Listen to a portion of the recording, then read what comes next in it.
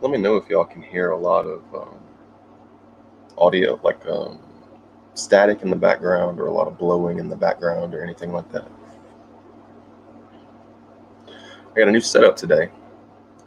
Just testing it out for the first time. So if you hear a lot of background noise or anything like that, I'd appreciate it if you let me know. If the audio doesn't work well, I'd appreciate it if you let me know.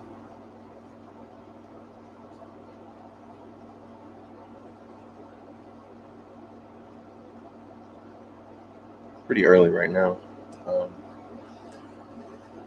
If you hear a lot of audio problems, background noise, things like that, let me know. I think our stream's probably going to be, it could be a little smaller today, which is fine. Nothing wrong with that.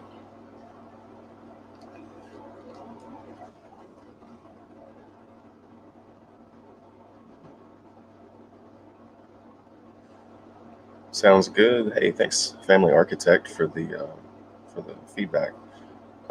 So audio sounds good. There's not a lot of background noise, anything like that.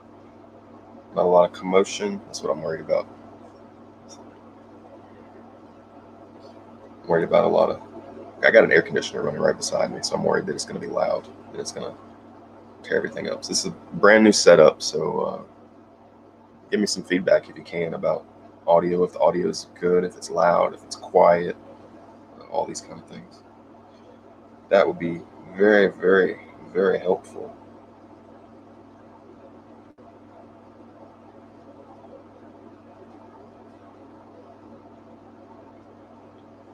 I'm playing with my phone here for a second.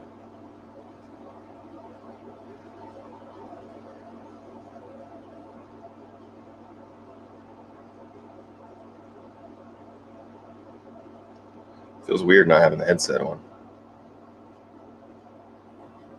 Jimbo, I can't come back to a Hex Telegram. I got banned. I didn't leave. I got banned. Oh, you can hear the air conditioner? That's terrible. That's not what I want.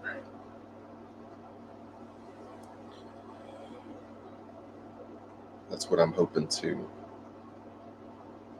not have, is the air conditioner in the background. So I'm just going to put this on a different setting and play around. We're not technically supposed to start until 5 more minutes, so it's just kind of, I put it on a different setting. I put it on setting number 3. I'm wondering if that'll take the air conditioner noise out of the background. I'm going to be hard pressed to even turn the air conditioner off. It's pretty unlikely that that's going to happen. I guess I can set this up here, get it a little closer to me. Yeah, somebody gifted me this fancy microphone. I think it's called a Yeti or something like that, and it happens to work with my system, which is nice. It's just working out of the box. It's pretty cool. It's very cool. What else do I need to do? I guess I'll make an announcement on my Telegram. I expect this stream here to be a little light. It's probably going to be a pretty light stream, but it may not be. We'll see. I think a lot of people are upset enough with me for one reason or another that we may not get a ton of joins, but that's okay. Maybe they'll want to get in on the controversy too. We'll see. We will definitely see what happens. Okay, so Family Architect says that he can hear AC in the background. It's about the only feedback I'm getting. I don't know if that's it or if there's more feedback that we can get. Let me see if I'm actually getting all of the.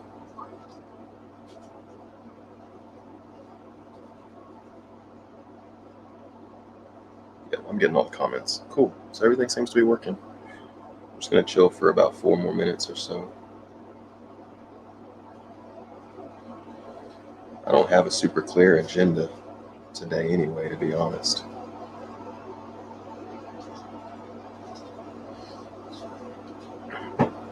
David Morales says minimal background noise. It's good to hear. It's good to hear. Got a bunch of settings on this mic that I can play with. I don't know which is best. The ones across each other, don't do that one because that's for like people talking across each other with the mic between. So don't do the one. So the one that has a number 8, don't use that one? Yeah, don't use that one. Okay. What about the one that looks like an infinity symbol? Can you show me? This one right here looks like an infinity symbol. Is that one okay? I think the best one is gonna be the second one. Yeah, well, that's the one that they were liking to, but I just don't want anybody to be able to hear the AC. But I guess it's just gonna happen. Not a big deal. No, I didn't lose weight. I just I'm using a different camera, so I'm probably gonna look like a different person on a different camera. I didn't lose weight. I'm not a heavy guy at all. I'm not a heavy guy by default. That's cool, Family Architect. I don't even know what I'm talking about today yet, so we'll see. I got 2 minutes to figure out what I'm talking about today. Clo Owls. No, I didn't sell any hex. Why would I sell hex? Why would I do that? Tell me. Why would I sell staked hex? To be clearer, why would I emergency unstake and sell hex? That didn't make a lot of sense to me. Doesn't make a lot of sense to me. I'll probably get going here in a few minutes.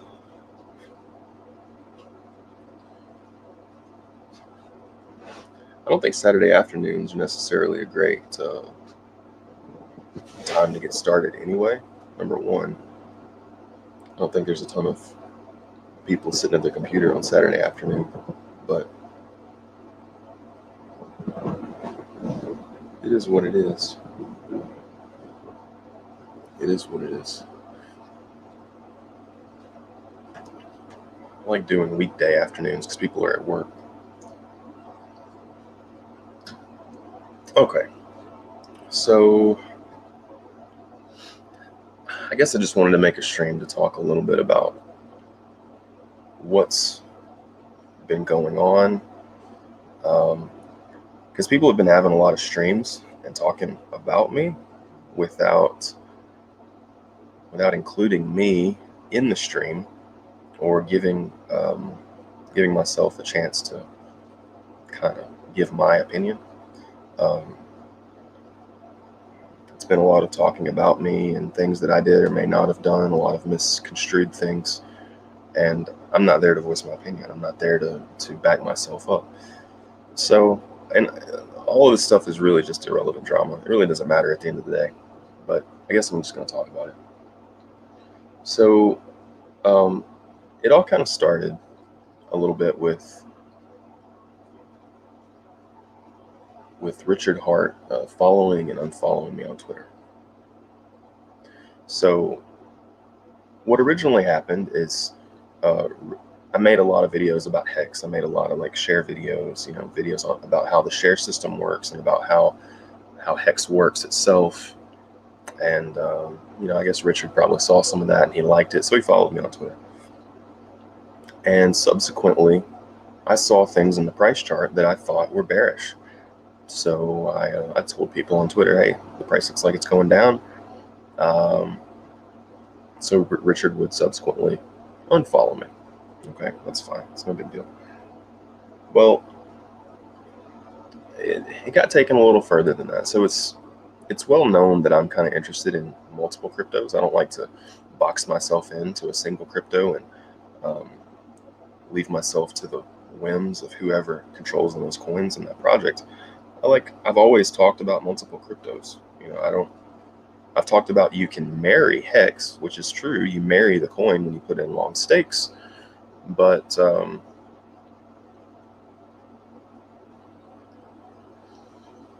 never said that was the only coin that a person should own. And I think anytime anyone tells you that you should only own one coin, it's probably going to be a bad idea.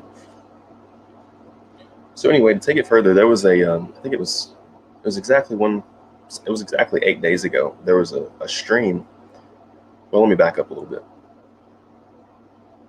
So there's a coin that came out recently called Ampleforth. And by the way, Ampleforth's been getting killed. It's been getting obliterated. So when I first started talking about it, it probably went up a good 30, 40, 50% from the first time that I talked about Ampleforth. So people that got in and then sold the top, they made a lot of money. But after that big blow off top, it's been getting killed since then, and which is customary in crypto. If anybody's ever seen a hex chart, hex has also been getting killed since May 13th. It's been annihilated. It's down, I can't remember how many percent, 60, 70% in ETH. It's been obliterated. So this is part of crypto. The problem is Richard himself doesn't want me to talk about any other coin, because what seems to happen is people that own Hex, when I talk about another coin like Ampleforth, they will sell their Hex, dump it, and then buy Ampleforth, and that makes him really mad. And that was really evidenced in the stream that we had. It was really obvious that made him mad. So what ended up happening is after that stream that I had on the Discord Syndicate channel. What? Which is on your YouTube. Yeah, it's on my YouTube channel. Y'all can see it if you want to. It's been removed from every other avenue except for my YouTube channel. So I re-uploaded that Discord Syndicate stream, and you can check it out on my YouTube if you'd like. It's pretty interesting. It's got timestamps in it. But here's what happened. So during that stream, I kind of raised a lot of questions, and I raised a lot of points that I've had in my mind, but I was being sort of obedient to the whims of the community by not asking those questions, but I decided to ask them anyway. Simply because Richard was talking about a project, Ampleforth, which he doesn't know a whole lot about, and he doesn't know how it works. So anyway, I asked a lot of questions due to his comments about the project.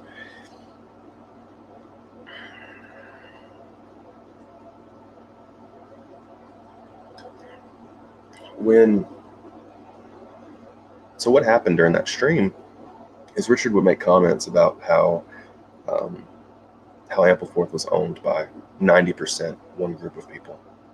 And I said, okay.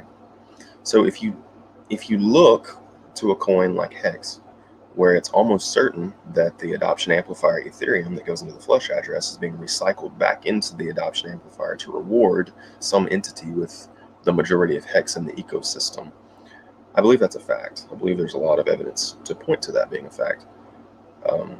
So when you take that into consideration, it seems very likely that a single entity owns 80 to 85% of all Hex in the ecosystem. So the reason that I say that is because Richard said 90% of a single project's coins going into the hands of one organization is bad. He said that's bad, but that's the exact same predicament that Hex is in. It's very strange to me that you could use that as an argument when your own project is succumbing to that exact same flaw. If that makes sense. I hope that makes sense. There's a lot of people that don't think that makes sense. I think they might be biased, or they may have Stockholm syndrome of some sort. But I know a lot of people have made a lot of money in Hex that bought the bottom. So I think that when people make that kind of money, it makes them a little difficult for them to see reality. It makes them a little difficult to see truth. So anyway, in my opinion, I brought up a lot of points that Richard did not address at all in the Discord Syndicate, and I think he talked past me a lot. And I think that the gross level of emotion that he showed in that video was kind of alarming, and I'll tell you why. So the thing about Hex, the coin system, is there's a single entity called the origin address that owns, or has at some time had ownership of the vast majority of coins in the system. And my original understanding was that it would not make sense for the owner of those coins to ever dump them all on the ecosystem, because they would in turn decimate the value of their own bags. And I made that decision because I believe that the owner of the OA would probably be a very rational person who would that would exhibit rationality in the face of economic hardship. But after that stream that we had, after the emotional outbursts that Richard had, I don't think that's actually the case anymore. I think that he may have the, and I'm not trying to talk bad about the guy. I don't dislike the guy at all. I just think that my previous assumption that he had a very strong emotional stability, I don't think that was correct. So I think that the risk of that entity dumping all of their coins on the open market is higher than what I once thought. And I'll give you kind of an example. So liquidity is being pulled on Uniswap right now for Hex. The liquidity pools are being emptied. I mean, they're way, way down from what they were. My original thought was that this is being done so that it will be easier to pump the price of Hex. And that's true, it will be easier to pump it. But I think what's actually the case is that this is a stopgap being done to keep people from dumping. So not only does it make it really easy to pump the price, but it is a measure being taken to stifle dumping. I think that it's kind of similar to what the Hexy guys did, the HXY. What they did is when everybody started dumping on the market and the price started crashing, they pulled all the liquidity so that nobody could dump anymore. I think that's possibly what's happening with Hex now, is that the liquidity is being pulled so that no big whales in their right mind will dump the coin. I think that whoever owns those liquidity pools is was tired of seeing their ETH getting drained out. I think that's a very strong possibility. So anyway, I voiced some of these concerns on Twitter, some of these alternate theories that I had about why liquidity was being pulled, about Richard's emotional instability on the Discourse Syndicate. And after I voiced that concern, I was blocked and banned from everything by everyone. So that's all it was. It was just they didn't like me. It's okay if I talk good about Hex, but I'm not allowed to talk anything negative about Hex according to these people. I'm not allowed to criticize it at all. At least not. I wasn't. So the criticism that I was putting forth was very harsh. It was kind of I was kind of going into a zone that you're not really allowed to go in Hex. You're not allowed to really talk about the OA. You're not allowed to talk about the flush address and where all this. It's a big no-no. You're not allowed to talk about these things. If you are, you get shunned from the community pretty much. And this is to be honest, it's kind of a cult mentality. I'm not saying that to be rude or mean. That's just what it is. I've seen cults before. I know how they operate, and it's the same thing. No hard feelings against anybody. They're all good guys. They're just following orders, right?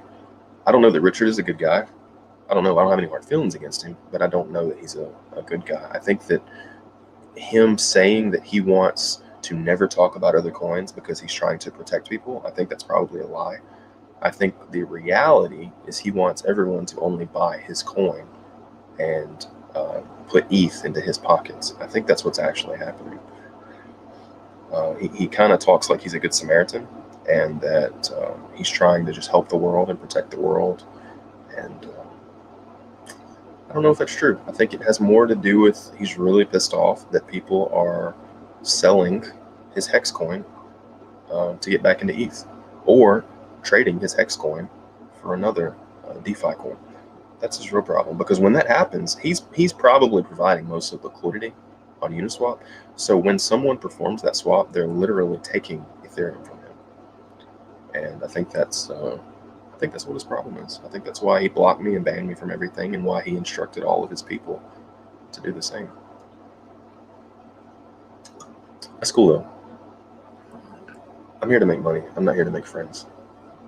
I think most of you are here to make money too. What's up, Crypto Saint? The hex is nearly infinite by comparison to the ETH side of liquidity. There's a very tiny amount of Ethereum available. There's massive amounts of hex available when you take into consideration everything that's in the origin address. Like I said, I figured this is going to be a pretty light broadcast because I talked about the negative realities of hex and the truth of some of the downsides. Some people have, a lot of people that I wouldn't have thought would block me have blocked me on Twitter, probably unsubscribed from me on YouTube, all these kind of things. And that's okay. That's okay. They're here to be part of a social club. And, I can respect that and understand that. They're here to be part of a social club, and I'm here to make money. So it is what it is. It is what it is. So that being said, I will go ahead and talk to you about the one topic that if you are in the Hex community, you are not allowed to talk about at all. So one of the original guys that was involved with Hex, his name was Peter. And Peter, there's a lot of videos like on the internet and stuff that advertise him getting out of Hex early and, only making like 7x gains and stuff like that. It's kind of a bad trade. But you are not. So when I first joined Hex, one of my first questions was about the OA address. Where does the money go? Where does the flush address money go? All these kind of things. And I was almost banned when I joined the Hex Telegram back in April just from asking these questions. This is the question that you're not allowed to ask and the topic that you're not allowed to talk about. And the reason I was asking these questions is because I found these videos by Knightley or Peter. And you're not allowed to talk about him in Hex. He is the shunned, ghosted one. And that's interesting to me because I like to explore occult topics. I'm interested in the occult, right? And from the perspective of the Hex community, Knightley, or Peter himself, is an occulted topic. He is a person that you are not allowed to talk about. And that raises tremendous interest in me because I am interested in learning more about that which the powers that be don't want me to learn about. And this is the guy that they don't want you to know about. So I started looking into him, and I never thought, even at the beginning, I never thought he was a bad guy and everything. But I gave the Hex community the benefit of the doubt and just assumed that he was just... because honestly, it doesn't matter to me that much if the OA is recycling or whatever they're doing. If number goes up, I don't really care. Sorry. Is this immoral? I don't know. But I just don't care that much. So for that reason, that seemed to be Knightley's main talking point, was that what was happening was immoral. Yeah, I didn't necessarily agree that it was immoral, but I am starting to agree that it is not in the best interest of long-term holders. I am starting to agree that, whether it's immoral or not, I don't know. It's kind of hard to be immoral when it comes to money. I guess you can be, but I figure as long as you're not hurting people, I don't know that it's immoral. But anyway, long story short, he liked the Hex project enough that he has decided to make a new version. Okay, he's making a new version, and I've read the white paper multiple times.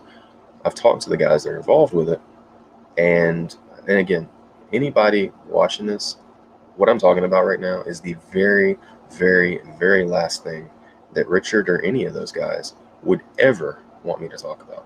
And that's the reason that one of the reasons that I probably got banned is because it's not a secret that I follow Peter's Telegram group. It's not a secret. I go in there and I ask questions. I'm following Peter's organization on Twitter. It's not a secret. It's been that way for weeks, if not months. And someone probably went into snooping my stuff, which is okay, and found all that and said, you know what, this guy, he might be intelligent.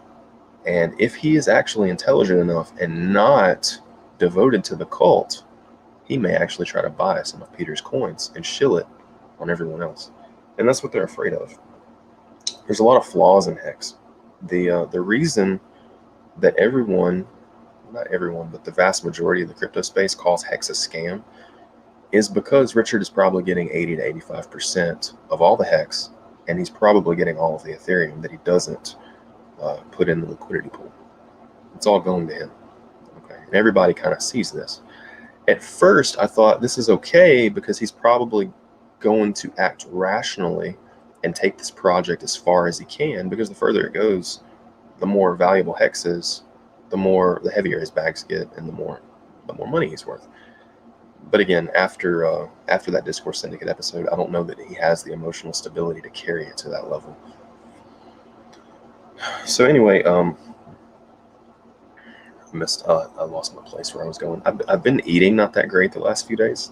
I've been I ate Waffle House yesterday and got some breaded biscuits and stuff like that. So my brain is not as on point as it normally is, I can tell. So I'm kind of going back to hard mode now, because eating all the carbs and glutens and all these kind of things is not the greatest thing for your mental performance. So keeping trains of thought becomes more difficult. All these, and most people don't notice that when they're eating a super high carb diet. They don't notice that their thought patterns change according to what they eat, because they have no baseline to compare it to. But I can definitely feel it. So anyway, back to Hex. There's a lot of issues that Hex has, a lot of problems with it, and Waffle House is what people drink after they get drunk. It's actually not that good, to be honest, y'all. So anyway, the reason that the vast majority of the crypto space finds Hex a scam is because of its OA. So Peter has decided to make a project that doesn't have an OA. All of the ETH that comes into the project, instead of going into the pockets of Peter, it's going to go directly into Uniswap to provide a liquidity pool. Very interesting. The super difficult in-stake penalty calculations that Hex has, in Peter's version, all that stuff is gone. It's simple. If you end on day one, you lose 90% of your principal. If you end on the next to last day, you lose 10% of your principal. And it steps linearly from beginning to end. Pretty simple. The whole part where the network steals your coins, if you forget to end stake, Peter's coin gets rid of that. Because apparently it's not fair if people die and forget to end stake, and then their heirs all of a sudden don't have access to the money. Apparently it's probably illegal in some places to throw people's money in the garbage just because they die. Apparently it's illegal to do that.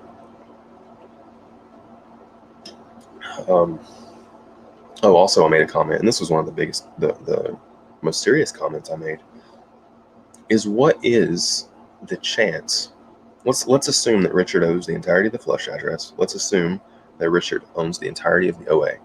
What is the chance, after you witnessing his emotional instability, what is the chance that some way through this experiment, Richard decides to dump the OA on everybody's heads and says it's for your own good to fund life extension research? Because he made a lot of comments towards me. He made a lot of comments that I don't understand what type of damage I'm inflicting on the world, and that if he had control, that he would ban me from Twitter because it would be for my own good, and that it's something that I would understand later in the future. It seems to me like he is the type of benevolent, megalomaniacal dictator that wants to make decisions for people. He believes that people are not smart enough to make decisions for themselves in such a way that I don't think it would be wise to put it past him to do something like dumping the entirety of the OA on everyone and saying it's for your own good, that this is to fund life extension research, and that you will thank me in the future for doing that dump. I don't think that's far-fetched. I think that's something that could actually happen. And I think the possibility of that happening is something that people are underestimating. Okay, I'm going to look at some of these comments. Yeah, it is kind of extreme. But I mean, giving yourself 85% of the entire network and then criticizing other networks for doing the same thing, it's pretty extreme too. That's a pretty extreme level of mental gymnastics that a person has to go through to do something like that. It's very strange.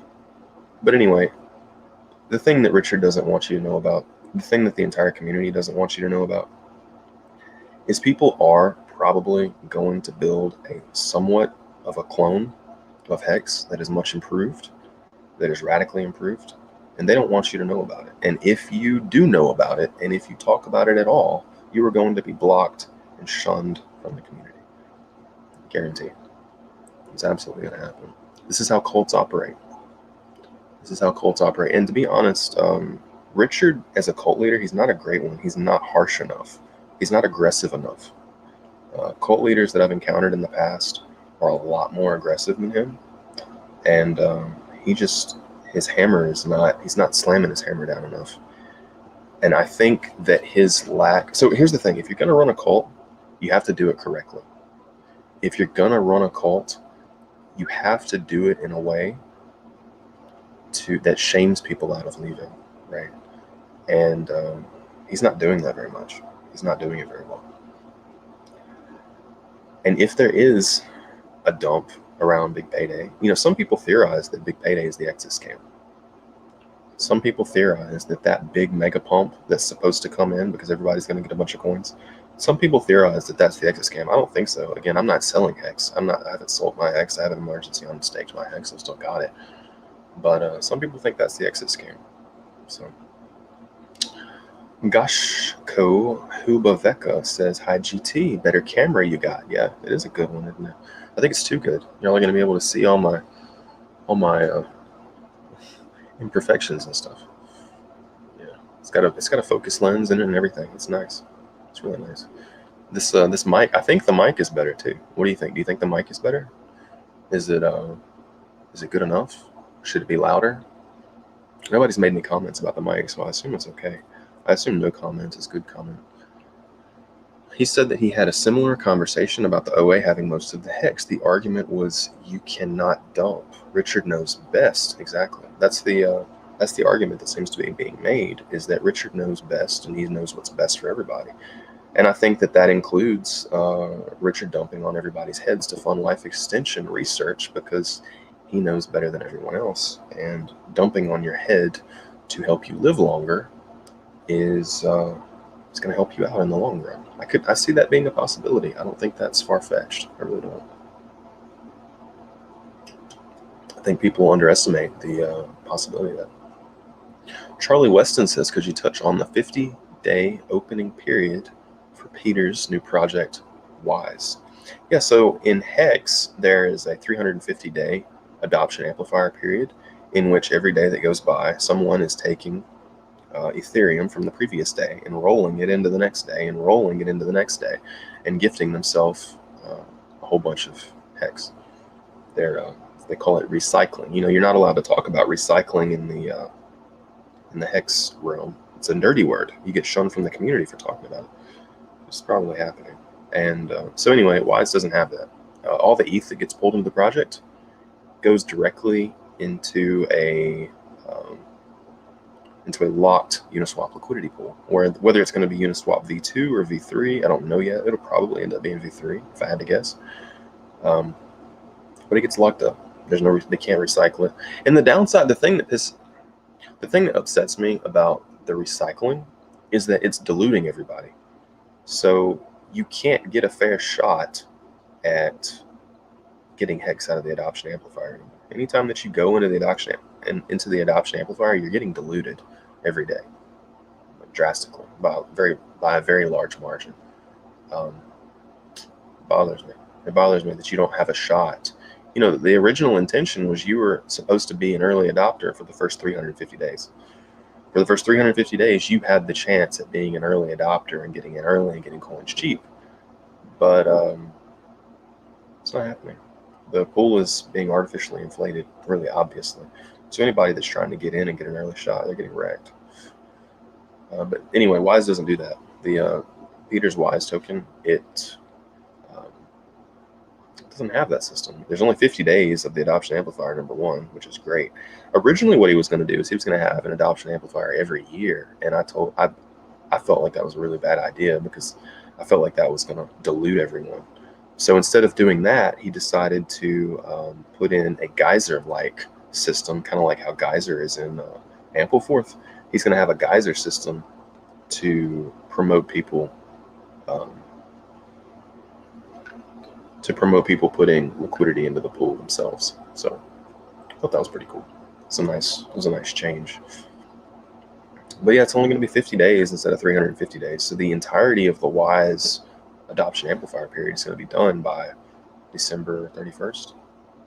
It's going to be short, which is cool. It's going to be pretty cool. And I'm hoping the difference will be that because there's not a single entity that's getting all the coins, the crypto community as a large, number one, won't gatekeep it. There won't be gatekeeping on CoinMarketCap and all that kind of stuff. And number two, it won't be called out by everyone as a scam. I think that's really hurting Hex adoption tremendously. Is the consensus is that it's a scam because Richard Hart is probably getting the OA and the flush address money. So the consensus is that it's a scam. And I think that's really hurting the image. It's hurting adoption. And that's why he's pulling. Well, let me go to a different topic. That's why there's not a ton of volume these days. There's not a whole lot of buyers these days. Now, his argument is going to be that that's because everybody's staking, and it's a staking coin, and that's a good thing. There's only about, I think, 16% of people are staked right now. His arguments are so full of holes that, and the smart people see this. The smart people see all the holes in his arguments. They're numerous. They're very numerous. Crypto Saint says the sad thing is why would anyone believe Richard Hart with the difference in life extension research? I mean, here's the thing: a guy that's so serious, and here's another problem. Someone that's so serious about life extension research, how serious is that person if they can't even attempt to better themselves? You know, it's very well known that obesity is detrimental to a long life. It's much easier to fix your own body than it is to try and get a microscope and figure out how to extend telomeres with some magical nanobot technology. It's a lot easier to just quit eating garbage, I promise. And for the guy to not have enough self-control that he can't, and I've offered to help him with this, and I'm not saying this is a negative thing. I'm just saying this is the guy that's in control of your money. He doesn't have enough self-control to fix his own body, but he's got enough self-control to manage all of your money. You're probably at the whim of Richard Hart to not dump on your head, 100%. If he decides that it's better to fund life extension research than for you to get a Lambo, he's going to dump on your head. And I think this is evidenced by pulling the liquidity. I think the liquidity is being pulled so that people stop dumping. So not a lot of people staking this stuff. Well, we've definitely got a lighter chat here today. That's cool. That's cool. Don't have a ton of comments today as we normally do. That's okay. I think I advertised it pretty well. It may just be a bad time of day though. But a lot of people, they don't, because I'm not. And here's the thing: if Richard doesn't exit scam on everybody, X may go higher. I just don't understand why it would go higher than Peter's token. From a technological perspective, Peter's token is probably superior. Just looking at the raw code, just looking at the raw economic theory, it's probably superior. And pay attention to the people that don't want you to know this, because the people that don't want you to know this, they're not interested in you making money. I am. I'm interested in y'all making money. They're not. They're not. So like I go on the Twitter all the time and tell people to buy platinum. Tell people to buy platinum. Why do I tell people to buy platinum and gold? I tell people to buy gold. There's no amount of shilling that I could ever do to cause the gold price or the platinum price to go up. The markets are too large, and I don't have that much of a following to do it. So I tell y'all to buy gold and platinum out of the goodness of my heart, not to shill my bags. That's for y'all. That's for y'all to make money. It's for y'all to make money. So I'm not getting anything when I tell y'all to buy platinum. Now I do get $5 if you use my Monet link to buy metals jewelry. I do get like $5, and I think I get $50 if you actually purchase something, which is pretty sweet. It's a referral system, which is what Hex has. But other than that, I'm not making any money off of it. So I just want y'all to do well. And I want y'all to be diversified. I don't think that I know there's guys that are going all in onto Hex, and I don't think that they understand the potential of the downside. They don't understand the downside. So anyway, let's see. D Biggie says all of these trustless coins require trust at some level. Yeah, they do, but there's a difference in trusting a human and trusting code. So Hex is not a trustless coin. It is trust if you care about the price. Okay, if you care about it to function, it's trustless. But if you care about the price not going to zero, no, it's not trustless at all, because a single emotional entity owns probably 85% of the supply. So I don't think that's necessarily trustless. D Biggie says Peter's token is locking funds into Uniswap. You have to trust Uniswap. So yes, you have to trust that Uniswap, the code is not going to break. Now you don't have to trust in the humans. That's my point. So it's trustless from a human perspective. There's not an emotional human that's going to be able to break Uniswap. When it comes to trustlessness in computing, the main point that is being driven home there is removing the emotional component out of the computing system. That's what trustless means. Trustless doesn't mean that it can't be hacked. Trustless doesn't mean that it can't have a bug in it. Most all code has bugs in it. Most all code has an unforeseen security problem. It's just, the question is, how severe is the bug? So trustless doesn't mean that it's free of bugs. It means that it's free of a human emotional element that can affect the computing system. That's what trustless means. So Peter's token, in that perspective, is going to be trustless, because there's not going to be a single human that can dump on the network. And in fact, the liquidity pool of his token is going to be so massive that dumping the token to zero is going to be virtually impossible. I think let me think about that for a second. Yeah, dumping that token to near zero is going to be virtually impossible because the liquidity pool is going to be so massive. Right now, I think the liquidity pool for Hex is like less than 1% of the entire supply. So the float is less than 1% of the whole supply, whereas Bitcoin's float is maybe 20% of the whole supply. So, and it's the largest coin. It seems like you would want to mimic the market conditions of the largest coin. So I'm not sure that having a microscopic liquidity pool is enticing for whales, which is what's the case in Hex right now. It has a microscopic liquidity pool. That's probably not that enticing to whales, because any entry or exit is going to incur a massive amount of slippage. So if a whale wants to put $5 million into Hex, he's going to move the price drastically. And if he wants to then exit out of Hex, he's going to lose a tremendous amount of money in slippage. This is going to keep a whale from wanting to enter. And Peter is saying that by having a massive liquidity pool, whales will be more enticed to enter, because if they want to put their money in and then pull it back out on day one, they can, and the amount of slippage is going to be negligible with a large liquidity pool. It can't be said with Hex. It's not going to have a liquidity pool that can support any kind of dumping, and that's why you're seeing it bleed rocks right now. It's pooping out bloody rocks because there's no liquidity on the system. He pulled it all because Richard's tired of people taking his ETH out. Mickey Mouse says, "Are you still holding Ample?" Yeah, I'm still getting wrecked on Ample. The geyser system kind of softens that blow a bit. I'm probably going to buy some more on the way down. Actually, I'm going to check the price of Ample real quick. I'm just curious what it's doing right now. It's been getting annihilated lately, and yeah. So it's $200 billion market cap right now.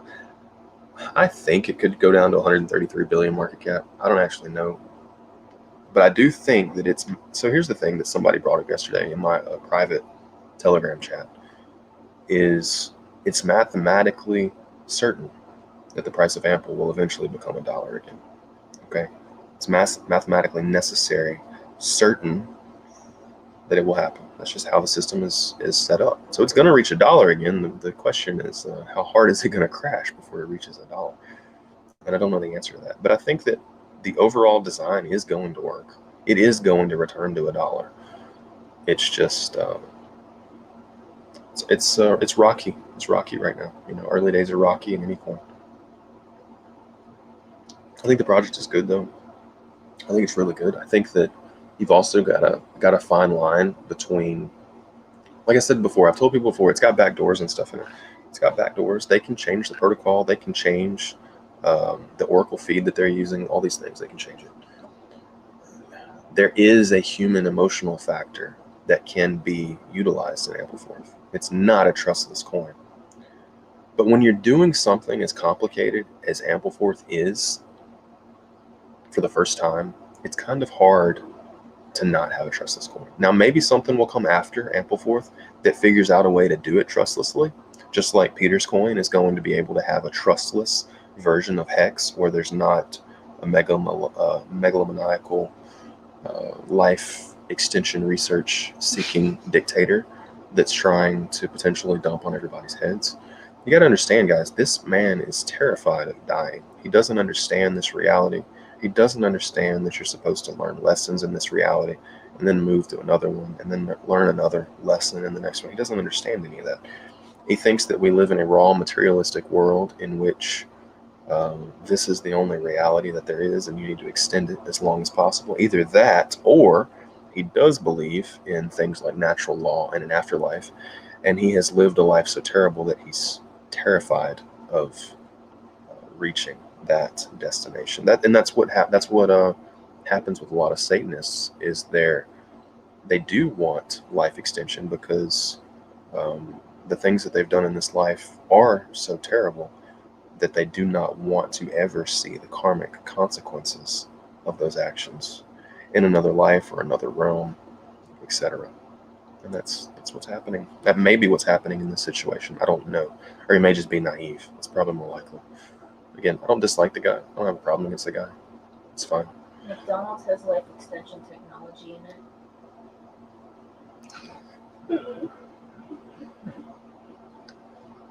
But yeah, I still got ample. I'm probably going to buy some more on the way down. It hurts. It's terrible. I don't know how long. I don't know how far it's going to crash. It's horrifying, but it is what it is. Welcome to crypto. Nicholas Burrows says, which coin do you think will have superior marketing behind it? I think the referral system in Wise is superior because you get referrals built into your stakes.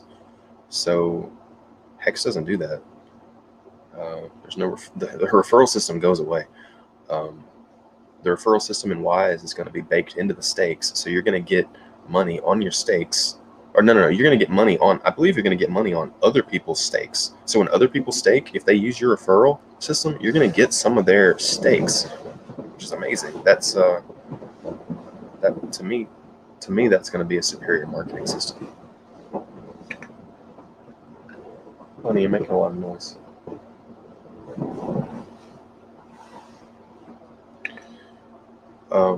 Is my mic back on? Yeah, so that's going to be a superior system, I believe, to get interest on other people's stakes. And Peter, I've heard from Peter that they have a lot of YouTubers that are ready to get this thing going. Without the OA, I think it's possible that Wise could be on the front page of CoinMarketCap. I don't think there's going to be as much of a reason to gatekeep it. And without the gatekeeping, it's going to be more known by people. I think, and y'all correct me if I'm wrong, but the single reason why everybody calls Hex a scam is the OA and the flush address. That's it. If you remove that component, if you just burn the ether, I don't think anybody would call it a scam. What do y'all think? Do y'all think that's true? I think it's true.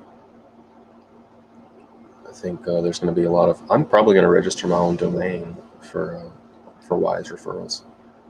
I can't find a reason not to. Gashko Hobeleka says, I don't mind giving ETH to RH for Hex, or even him getting 50% of all penalties, but he also wants most of the Hex tokens. It's more than that. He's not just getting 50% of the penalties, he's getting most of the tokens because he's recycling the ETH into the thing and giving them to himself while not putting most of that money in liquidity pools. Those tiny liquidity pools are disincentivizing whales from joining the ecosystem. Whales don't want to get into these quick pump and dump coins because they can't get in and out. You can't get into X with $1 million and then get out and expect to keep any level of your principal. It doesn't work that way. Liquidity is too tiny. You're not going to see big guys getting into this stuff. You're going to see people that have like 1 or 2 Ethereum getting in because there's no slippage at that level. But if you have 1,000 or 10,000 Ethereum, there's no reason to get into Hex. The slippage is too massive. You're literally, if you have 10,000 Ethereum and you try to enter Hex, you're literally throwing money in the garbage on slippage. Like, how does that make any sense? It doesn't. It doesn't make any sense at all. D Biggie says the Achilles heel of Wise is liquidity is stuck. I think liquidity trust is the one requirement you can't get around.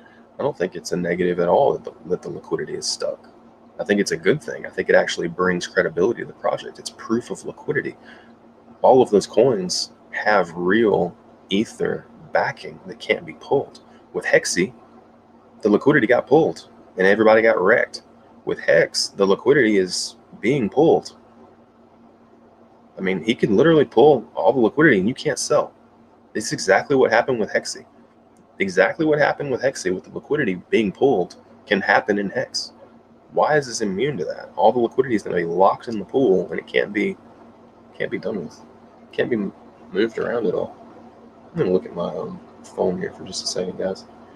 I'm going to see if anybody's seeing my live stream mention. I feel like it. Okay, yeah, it's coming through. There's not a ton of activity on it, but it's coming through. So, yeah. Anyway, I think the massive liquidity pool in Wise is going to be really good for the reasons I just explained. Charlie Weston says, I find it hard to believe that Hex will ever reach $1 and I'm locked in. I mean, there's some people that agree with you. You know, if it does go to $1, that'd be nice. You know, we'd all have a lot of money. And I've got some Hex. I'm happy to see it go to $1. I've got Hex stakes. So it is what it is. But again, I'm not all in on Hex. I never was. Never was all in on Hex. Well, let me say this. I never all in all of my money in the whole world into Hex stakes. I never did that. You know, every time you see me wear this chain, you know that as long as I have this on, you know that I didn't all in on Hex. Because it's just the case. It is what it is. And it's terrifying to me what's going on in the gold market right now. This chain, the price of this chain has skyrocketed in the last month. And it's terrifying because now I can't buy more of them. I can't buy more of them because the price is too high. I don't like watching the price of gold go up because what I really want is more of these. I'm not super interested in cyber dust for the long term. I guess it's okay if it survives, but I'm not convinced it's going to survive. I'd rather have this stuff. And the price of it is going up, which is actually real money. This is real money. So when the price of this stuff goes up versus crypto assets, it's terrifying. It's the scariest thing in finance. Marcos says, do you speculate that Wise will outperform Hex? Probably. I think that it's entirely possible that it will. And here's the thing, you know, the 10,000x in 2.5 years thing that Hex has been doing is really, really, it's really disingenuous, right? Because to calculate that, the bottom is being cherry picked. Okay, you cherry pick the bottom January 5th and say, okay, that's when the 10,000x starts. Okay, number one, you're disingenuous off the bat because people that got in day one are down in ETH. Every single person that bought Hex on day one with ETH is down in ETH. Every single person that got in on day one in the adoption amplifier would have more money in USD today if they had just held their Ethereum.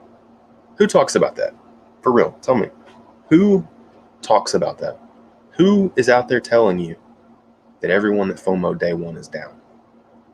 All you had to do was hold ETH since December the 3rd, and you would have more money than if you bought Hex with your ETH. Nobody's talking about that. Why? It's simple mathematics. This should be like everybody should be talking about this. This is simple mathematics that I could have done when I was 6 years old. Okay, this stuff needs to be talked about more. So number one, the 10,000x in 2.5 years is being cherry picked from the bottom. Okay, we'll give them the benefit of the doubt. But here's the thing. The way that liquidity is being pulled, all Hex has to go up to is 50 cents. 56 cents to make the 10,000x in 2.5 years happen. The more you pull liquidity, the easier it gets to pump it there. If you pull enough liquidity, you can send Hex to 56 cents with $1 million if you pull enough liquidity.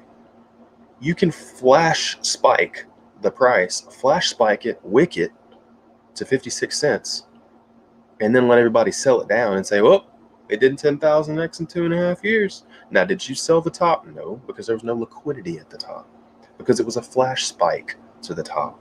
I honestly think that's what's going to happen, is it's going to flash wick to 56 cents and then come down, and then Richard's going to start advertising that Hex did 10,000x in 2.5 years because of a wick that nobody sold. That's what you're dealing with right now, folks. That's what you're dealing with. Everybody who bought Hex day one is down in Ethereum. Every single person. Nobody talks about that. And that's one of the reasons why I'm banned from the Hex community now, or from the Hex Telegram. I'm not banned from the Hex community. I've still got people in the Hex community that talk to me every day. I'm not going to tell you who they are, but they talk to me every day. And they agree with me. And they're looking into things that I'm looking in, and they still like my opinion, and they still want to hear from me. It's only a very small number of individuals that are upset with me, to be honest. Very small number of individuals. The mass number of people, that, especially the free thinkers, the smartest people in Hex, I'll tell you right now, the smartest people in Hex have absolutely no problem with me. None. Zero. The smartest people in Hex have no problem with me. And they think, I got some hair in my mouth. It's not my hair. Smartest people in Hex have no problem with me. None whatsoever. Hey, I'm going to play with this real quick. Since I've never had an actual good setup before, I hope I don't break something, but let me try something. I wonder if this works. I don't have any idea what I'm doing. If I break the stream, I'm sorry. I have no idea what I'm doing.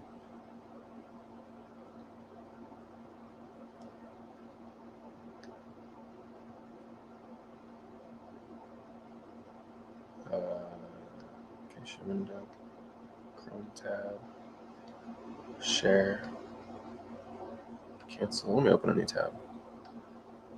Oh, this is gonna be fun, y'all. I can actually share my screen now. It's gonna be fun. It's the first time I'm actually on a laptop now. Let me see if I can share my screen. I've never done this before. Let's see if this works. Okay, share screen.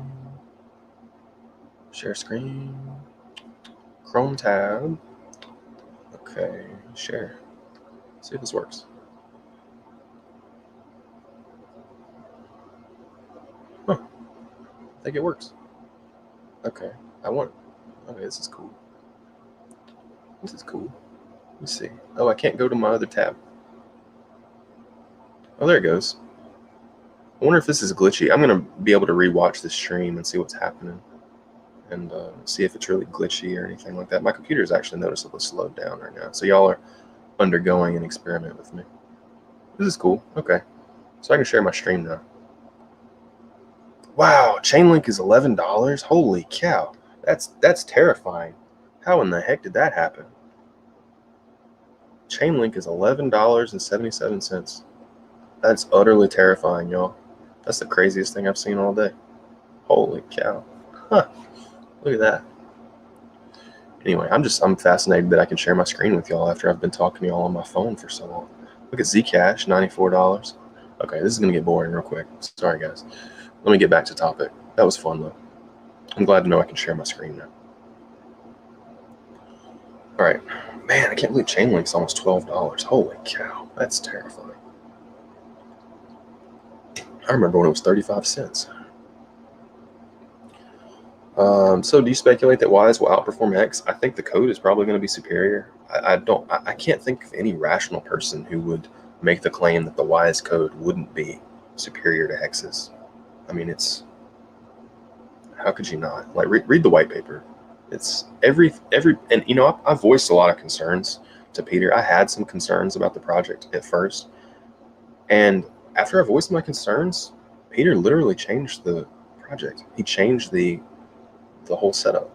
Like I told him that I mentioned, I didn't tell him. I told him and suggested that adoption amplifiers subsequently, year after year, that I was really unhappy with that, and he got rid of it. That's pretty cool. I mean, that's a cool guy. I was really glad to see that. That really impressed me that he did that. That he was open to that level of criticism. You don't see that a lot, especially among cult leaders. Cult leaders don't do that. They don't accept criticism. But he really took kindly to the criticism, and he considered it. He considered it so much, and I don't know if I was the only person voicing that concern, right? It probably wasn't just me. I'm sure there was other people that were saying that they didn't like the 5 years of adoption amplifiers. So I was probably just one person of many. But he considered their opinions, and I really admired that, and I think it's worth paying attention to. Jim Bow says, do you think crypto founders take actions to manipulate the prices of their projects? Yes, absolutely. Crypto is probably one of the most manipulated markets ever. It's hard to get more manipulated than crypto. Oh goodness, Hex Groiper said the origin flush address might be bad optics, but it's bullish long term. I don't think so. Running your cryptocurrency as a company is superior to running it as some kind of socialist collective. I don't think you're right. I think that you can't claim that Hex and advertise that Hex is trustless, and then at the same time have one single megalomaniacal dictator that can dump on everybody's heads at once. That's not. I don't think that's a good thing, y'all. Well, I think that kind of goes against the principles that Hex claims to have. Also, not having expired stakes decreases ROI. Not bullish on Ys at all. I think it's a really good thing that the Ys stakes never expire. Because here's the thing, y'all. Everybody that I'm shilling these coins to, the normies, there are certain types of people that I know that so I've been talking about crypto to my friends since 2013, right? So now that they've seen what the stuff, and I showed them this stuff back in 2013. I showed them Bitcoins in 2013. I have friends that have, to this day, I gifted them Bitcoins, and they still have them. They don't touch them. They just know they have a key somewhere, and they don't look at it. They don't care. They just know they have some Bitcoins that I gave them for free. And but they listen to me now because I got them in on this Bitcoin thing, and they're happy about it. But they don't touch their stuff. They don't even know how. They just know that they have a key somewhere, and then it just to get them some money. They don't know how it works. So for Hex to be destroying people's money when their stakes expire, I don't like shilling people that. I don't want my friends to be buying a coin that if they forget, and they're gonna forget to expire to claim their stakes, because that's how these normie people are. They're not thinking about it every day. They're gonna forget to claim their stakes, and my friends are gonna lose money because of that. I don't like that. I don't like that my people are gonna have their money burned because they forgot about it. Grandma dying and burning all the U.S. cash she has under her mattress. I don't agree with that part of Hex. It's something that I dealt with, that I just kind of bit down and and just bared it. But I don't agree with that aspect of Hex. I think that my people should be rewarded for forgetting about their money. That's what Hex is supposed to be about. It's supposed to be about rewarding people for donating their money into this staking system. Donating, I don't think donating is a good word, but burning their money into it. Okay, so they do that, but then if they forget to unstake it, their money gets burned permanently. That's terrible. That's terrible design, y'all. Like you can't do enough mental gymnastics to make that okay. I mean, you say you get somebody's grandma on this thing and she has dementia and she forgets to unstake and she loses all her money. Is that cool, y'all? Like this guy Richard claims that he's trying to save the world and protect the world from traders, but he's burning grandma's money when she gets dementia. How is that helping the world? Tell me, how is it helping the world to burn grandma's money because she gets dementia? What is helping the world by that? How is that helping the world? Somebody please tell me. If you respond and think that you have an argument, you probably don't, because I've thought about this more than you It's absurd. It's you shouldn't be burning people's money. I don't like that aspect of it at all.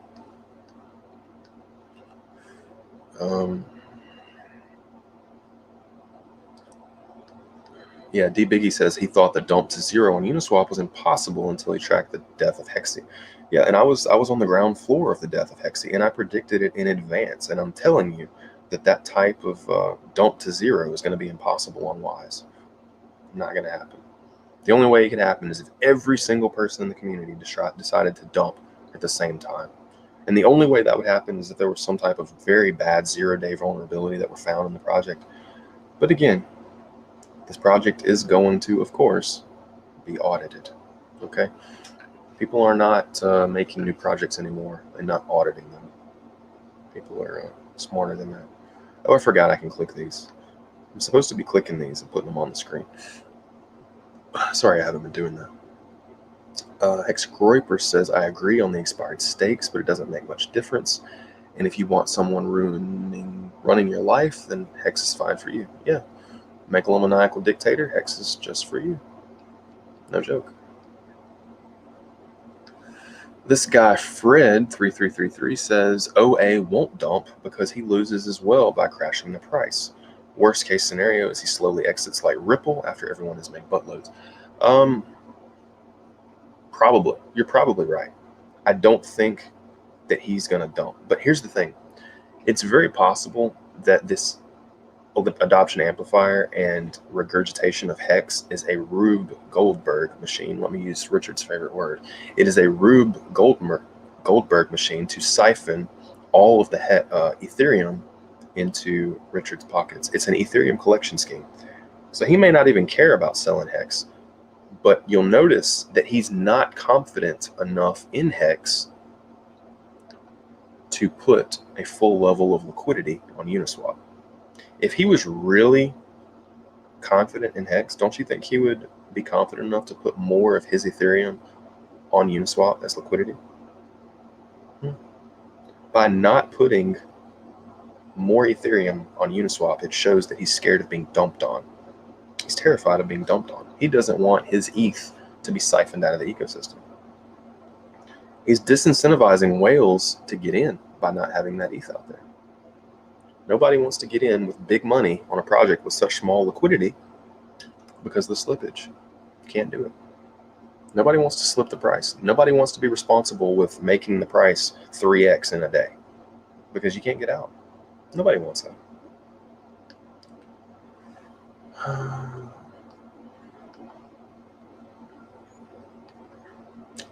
D Biggie says rich folks don't want to die. They have the good life. You know, they claim that, but they don't seem to be doing a whole lot on life extension research.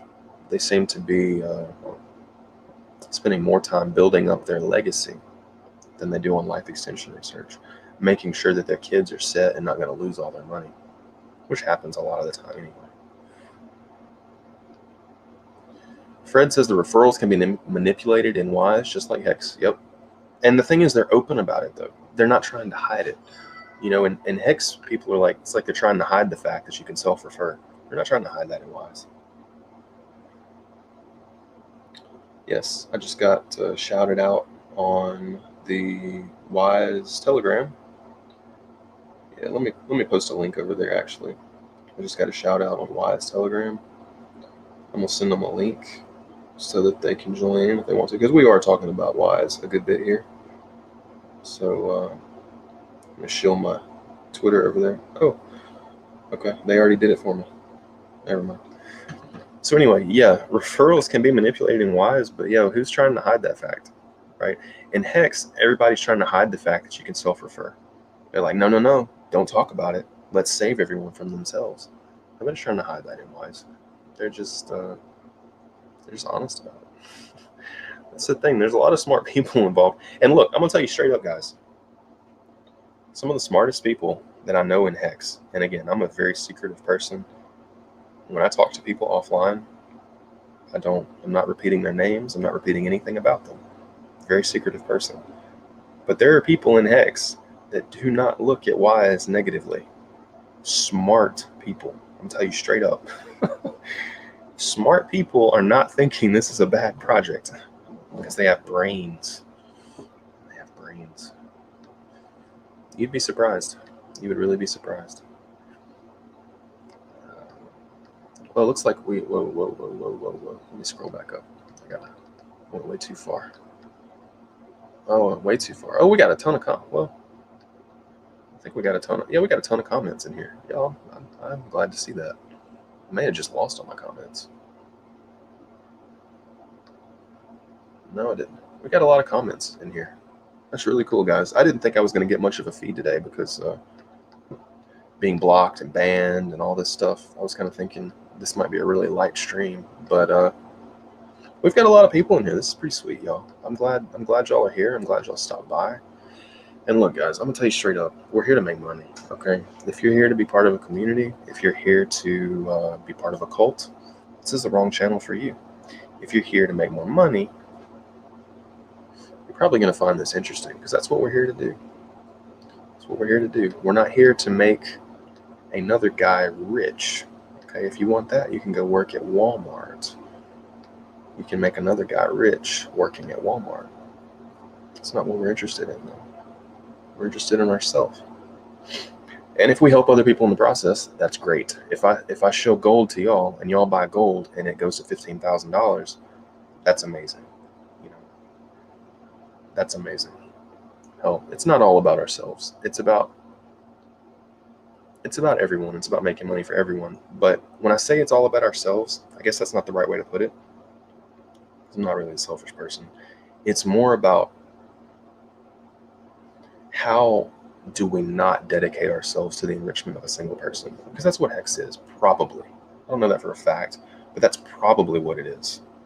There's not that much interest in what happens to us, you know, the little guys.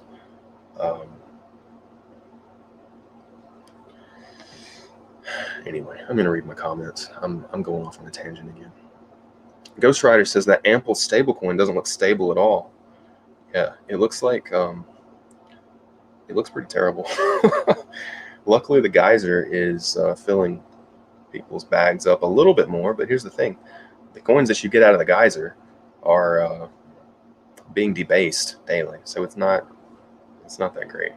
It's bad. But here's the thing: it's mathematically inevitable that eventually the geyser, that eventually Ample will go to $1. It's mathematically inevitable. It's going to happen. It's just how much is it going to crash before it does that? I don't know. But I want to get back to the, I feel bad now that I said the thing about, we just care about ourselves. That's not entirely true. I do this stuff kind of out of a level of altruism. That's why I do this stuff. And it's sad because people on these shows have accused me of trying to get people wrecked on purpose and just trying to pump my own bags and dump on everybody's heads and stuff like that. I mean, I'm gonna use the perfect example of gold. I show gold and platinum to y'all all the time, and silver. I guess if you want to buy silver, it's too hard to store that stuff though. And I can't make anything off of y'all shilling you gold. I do that for your grandchildren. Okay, your grandchildren, I think, may live in a world where they may not even have the ability to see an ounce of gold. That may be the world that they live in. It may be so rare at that point that your grandchildren can't even get their hands on it. They'll be lucky to get a gram. I really think that's how things are headed. And so by me shilling you gold and you getting some gold for yourself, number one, I can't benefit off of that at all. The market is too large. Even Peter Schiff shilling gold isn't moving the market. He just doesn't have enough following. You've got to be massive to do something like that. It's a $10 trillion market plus. I do this for your grandchildren. That's why I tell you about gold. Does that benefit me in the end? Maybe, maybe not. No, it's not about personal benefit. It's about doing what you were put here to do. And apparently I was put here to, in some respects, to help y'all understand finance, computing, all these things. Okay. Nicholas Barros says, who do you think purchased the hex.com domain? Richard, you think that is an investment in the project and a suggestion that whoever is behind it is showing some commitment to the future of Hex? Maybe. I mean, Hex.com is a good brand. And y'all, tell you the truth, the chance of the OA exit scamming, all these theories and conspiracy theories that I'm putting out, I think the chance of them actually happening is relatively low, like less than 25%. it makes more sense in the long run for Richard to try and carry the project to completion and try to pump the price of Hex so he can slowly dump it over time. There's just so many contradictions in that video that we did. You'll have to go back and watch it if you want to see them. Anyway. D Biggie says, I want to see Wise launch. I think market making is important than trusting to the market. Yeah, it's a really interesting system that they have set up, and it's going to be friendly to whales. You know, if you want to get into Hex right now as a whale, you can't do it without thrashing the price. If you do it, you are going to thrash the price so hard that you're going to cause slippage on yourself if you wanted to get out. You're locking yourself into a system. Now, it's like a paradox. Okay, if you have a ton of money, you want more liquidity. Why are you going to lock yourself into a system that has tiny liquidity? It doesn't make any sense. Like, why would you do that with a large amount of money? Now, if you would do it with a small amount of money, yeah, sure, that's fine. But it doesn't make sense. Like that big candle that we had on April 19th, that guy also invested in the Toucan Air or whatever, and I think he invested in Hexy. The guy that did that wasn't very smart, okay? Those prices, that Hexy project went to zero. So smart whales are not going to FOMO into a low liquidity coin and move the price on their own because they can't get out. It doesn't make any sense. Fred says, oh no, Fred, you don't understand. Fred says, everyone is down. Okay, so let's go back to this previous, man, Fred. Oh, this is so sad. Bless your heart. Okay. Fred says everyone that got into Hex is down in ETH on day one, but up every other day. No, Fred, that's not true, man. Look, everybody who got in on day one, which is most people, because that's the highest volume or one of the highest volume days in the history of Hex, they're all down in ETH. They would have had more money if they had just held their ETH. Also, everyone who got in after April the 20th is down in ETH. So if you got in on April 21st, you're down in ETH. Every day through May, June, July, you're all down in ETH. Nobody talks about that. And this is why I'm banned from the Hex community, is because I tell you, most of the purchases in Hex on the highest volume days, look, this is what you got to do. If you go back to January 5th, there's not a lot of volume. There were not a lot of people buying on those days. If you want to know if people got wrecked or not, it's measured in ETH. You look at the high volume days, and the high volume days are in April, in late April, and in May. Those are the highest volume days, and on the first day. That's when the most people got in, and all of those people are down in ETH. Every one of them. Every one of them, y'all. It's basic mathematics that I could do when I was 6 years old. Okay, so Fred here, please understand what I'm trying to tell you, man.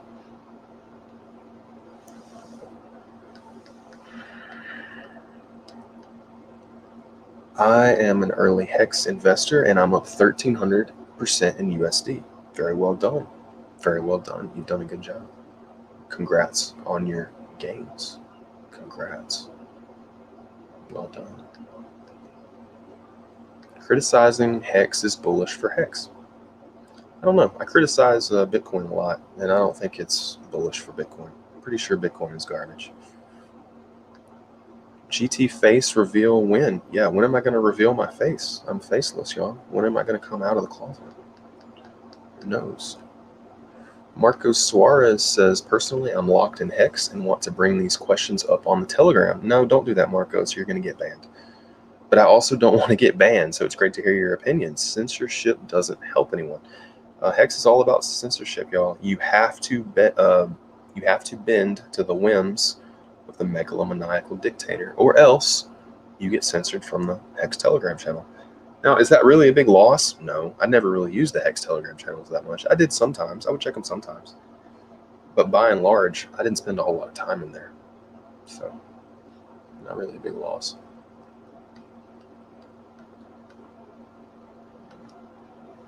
The Wayfarer says, Richard was too antagonistic to others, and his scam marketing language has tarnished the project. It's silly to use scam language to get upset when you get called a scammer. I don't think people would think it was a scam if he would just not have the OA and the flush address.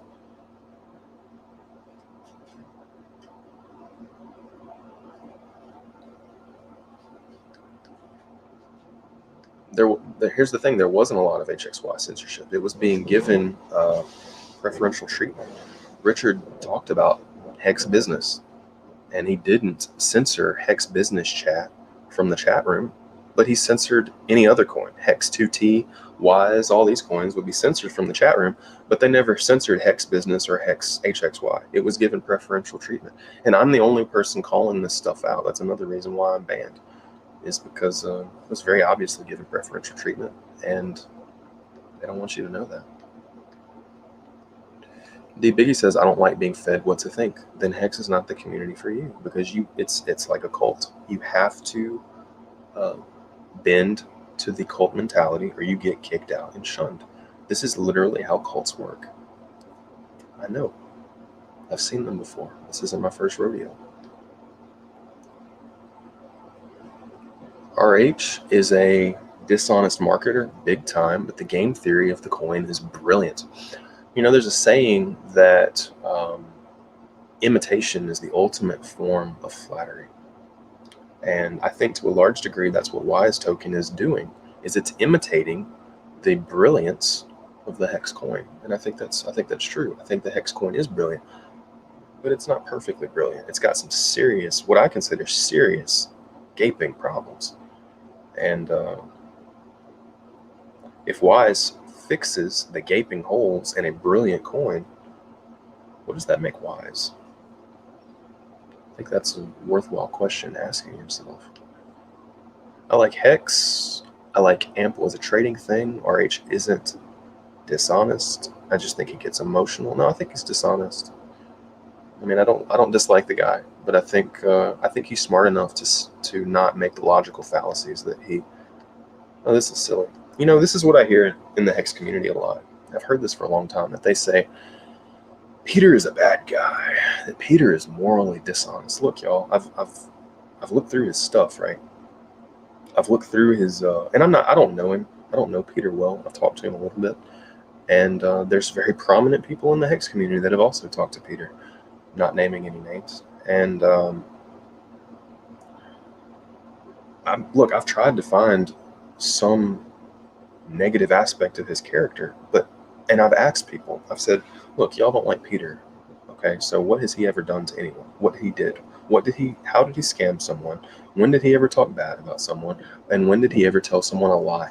Look, I've gotten these massive paragraphs and paragraphs and paragraphs in my Telegram chat before about people telling me about how Peter is a bad guy.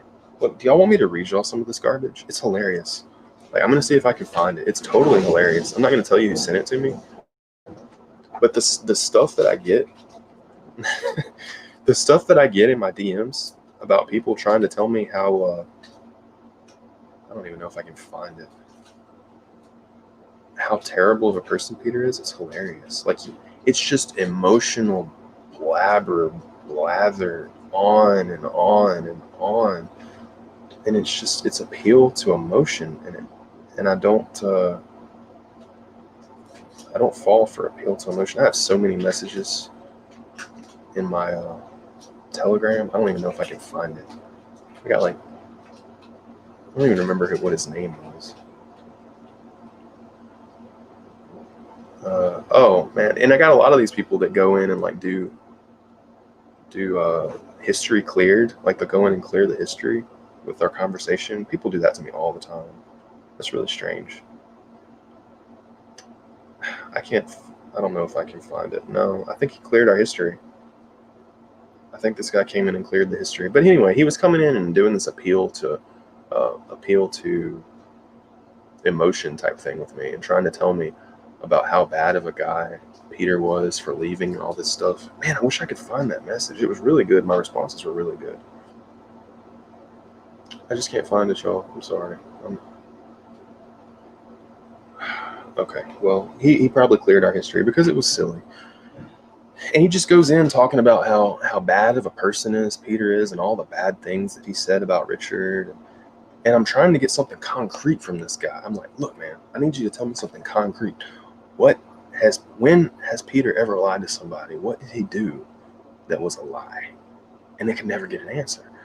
And then people are sending me YouTube videos of Peter doing live stream with some guy that was wearing the glasses and gold chains and stuff like that. And they were sending me these videos that Peter did as if it was supposed to, and of him talking about hex, right? And it was like they were saying it in a way that I was supposed to watch this video and all of a sudden think Peter was a bad guy. And I watched the video and I'm like responding. I'm like, look, dude, I'm halfway through this video and I pretty much agree with everything that Peter has said. Like, what is supposed to be incriminating about this video? And that's cult think.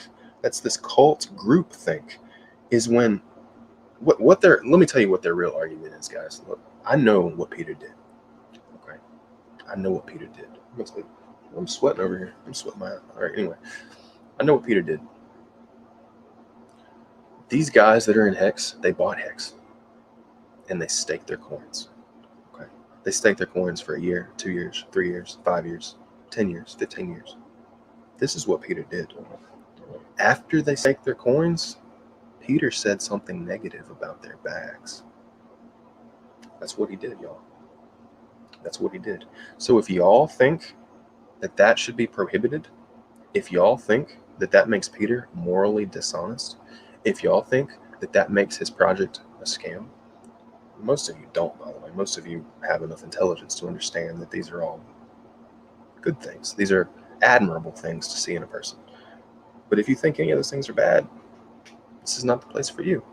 If you think that those are silly arguments, then if you think that just because somebody says anything critical of hex at all, that makes them morally dishonest, I don't think most of y'all think that. So anyway, people have been, I hate to keep going on about this, but people have been telling me how morally dishonest Peter is.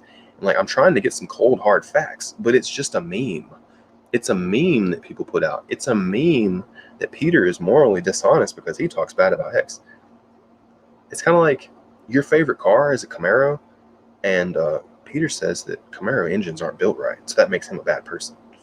Come on, guys. This is dumb. Why are y'all making these comments? Y'all got to be smarter than this. Oh, my goodness. Fred says, is this dishonest to recycle? I don't know if it's dishonest. I don't really care what he does with his Ethereum, to be honest. I don't care if he recycles it. As long as the coin goes up, I don't really care that much. But I don't think it's I don't think that this recycling is being done to pump your bags. If the recycling was only being done to benefit you and pump your bags, then I'd be like, yeah, sure, do it, whatever. But I don't think that's the point, y'all. I don't think he's trying to save the world. If Richard was trying to save the world, he wouldn't cause your grandma with dementia's stakes to disappear when she forgets to end them. How is that helping the world? Still haven't figured that out yet. Charlie Weston says, have you ever thought about creating your coin? Yeah, I think about it every day, honestly. I think about it every day. I just don't have any great ideas for it. So I think the easier thing for me to do, I mean, I would love to create my own coin and figure out how to get myself rich. I don't know, maybe I'm not creative enough to do it. I don't know why I haven't done it yet. But anyway, I haven't done it. So I think what I could do is I can just show like some other coin that is a really good idea that I align with, because I'm really good at evaluating coins. Like I can evaluate if I really go deep into it. Like, you know, sometimes I'll show coins on my Twitter, like XFT, which just went to the moon, or some of the other coins that I don't really go that deep into, these pump and dumps. But as far as like actual long-term devotional holds, I'm really good at evaluating coins. That's why I was the first person with such aggressiveness and with such confidence to call out the HXY scam, because I'm good at evaluating coins. I don't know that I'm necessarily good at building a coin from scratch, though. I'm good at breaking stuff. I'm not that great at building stuff, and that's always been true of me. I was a cybersecurity engineer for redacted organization. I did penetration type, not penetration, but just security stuff. This was several years ago. But the reason that I was in that is because I'm good at breaking stuff, and I'm good at breaking people's ideas. I'm not that great at necessarily making brand new ideas. I'm just good at navigating through BS. But like what somebody like Richard did to design Hex from the ground up, I mean, could I do something like that? Maybe, but it's not something that I have a track record of doing. So I think I'm better at telling you why something sucks than, and that's always been the case. Like even when I was doing consulting work, I was a lot better at telling people why their system sucked and not what they should do to fix it. That's kind of boring to me. Like telling people what they should do to fix their system to me is a little boring. I just like telling them why it sucks. And then those people are smart enough to figure out what they need to do to fix it. And then I'm like, oh yeah, this doesn't suck anymore. This is great. That's kind of my strength. So anyway, long story short, I think I do better shilling other coins that I have critiqued and potentially influenced their direction. I think that's probably a better position for me to be in. So I'll probably end up making a URL to show my Wise link or whatever in the future.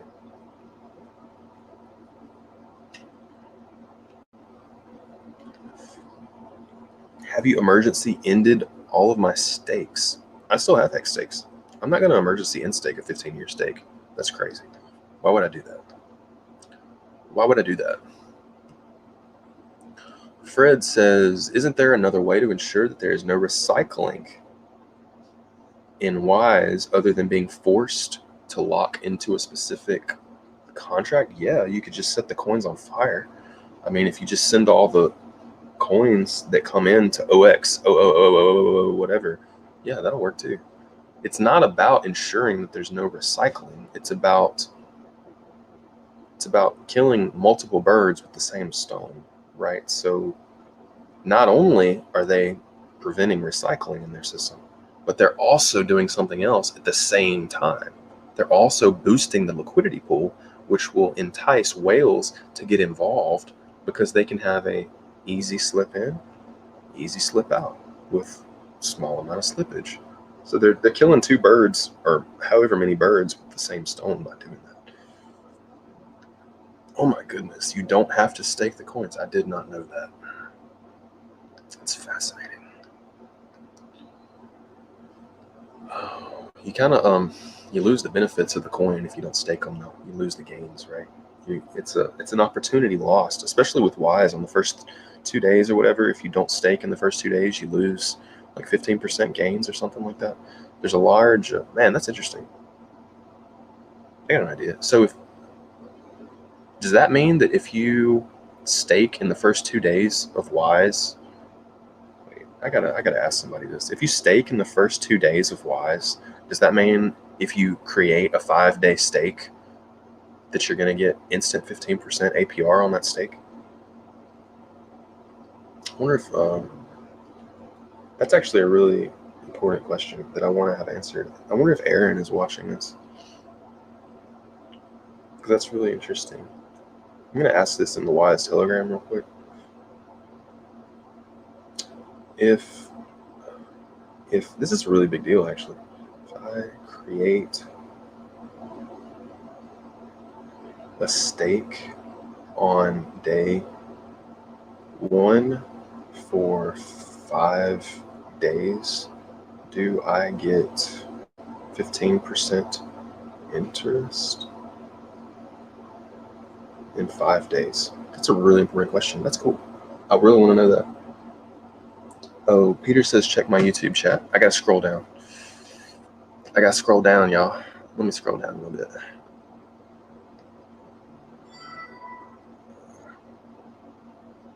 Oh, you get 15% more shares. Oh, okay. Well, that still got me thinking, though. No, Peter says no, so I trust him. I gotta think about that, though. I trust Peter's right on it, but I've got to think about that a little more. Okay.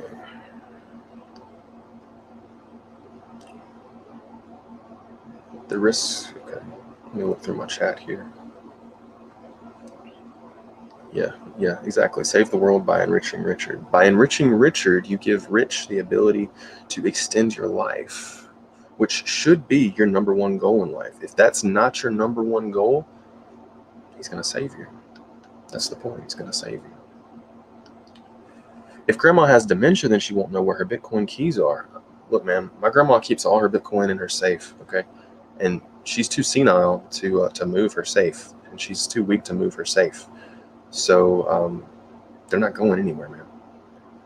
They're not going anywhere. Even if grandma doesn't know where her Bitcoin keys are, I know that she put them in the safe. I know. How much percentage of the Uniswap liquidity is related to Richard's wallets? I mean, I'm going to say with very high confidence, I don't actually know. I assume most of it, but I don't actually know. I can't tell you that. Coffee Converter says, what's good, GT? What's up, Coffee Converter? Glad you stopped by, man. Good to see you. Glad to have you here.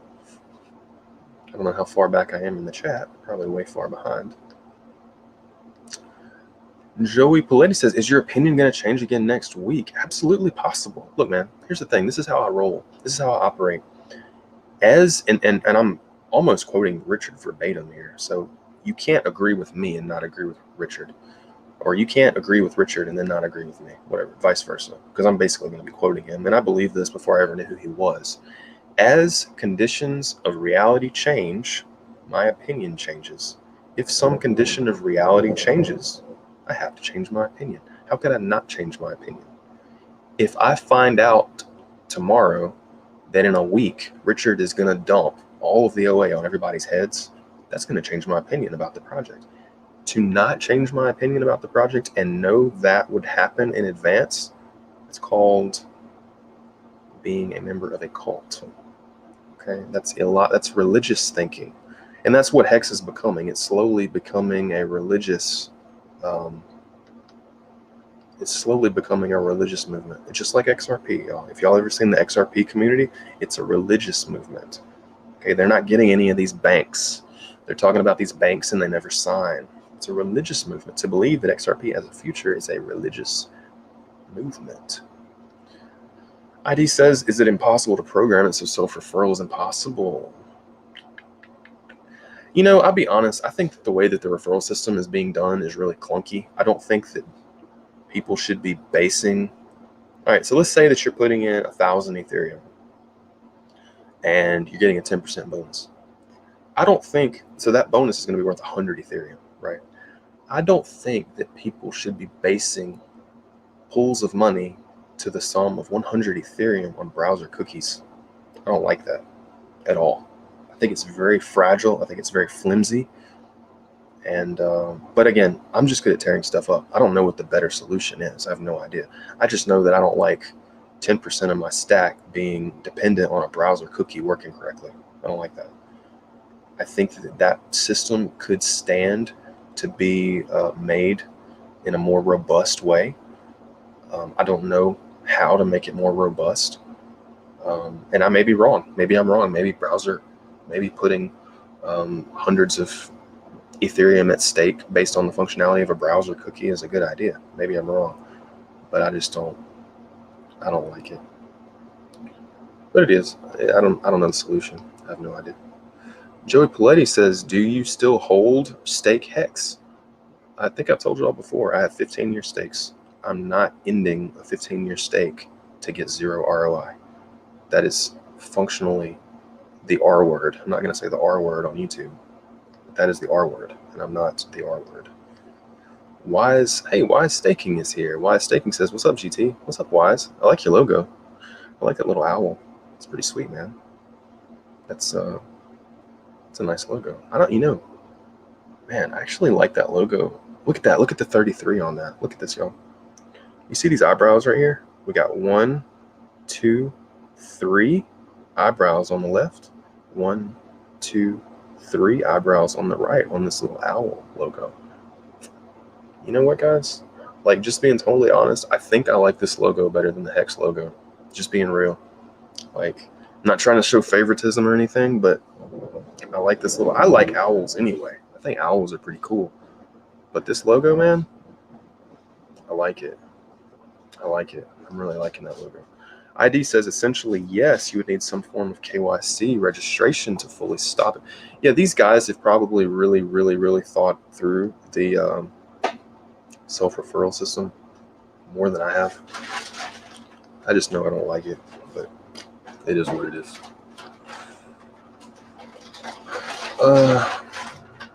Threads.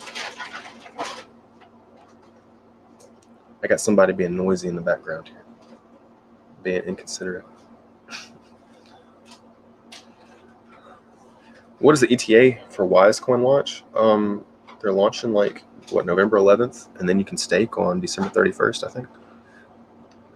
Look at my man Jack Marius. What's up, man? This is a smart guy right here. What's up, GT? Glad to see you live streaming. Good to see you here, Jack Marius. Thanks for stopping by, man. It's one of my favorite guys here. Really love this guy. He's one sharp dude. One sharp dude. Visit hexgraphs.com to check out his website. Super smart guy. Pretty much everything he does turns to gold. Just being real. Just being real.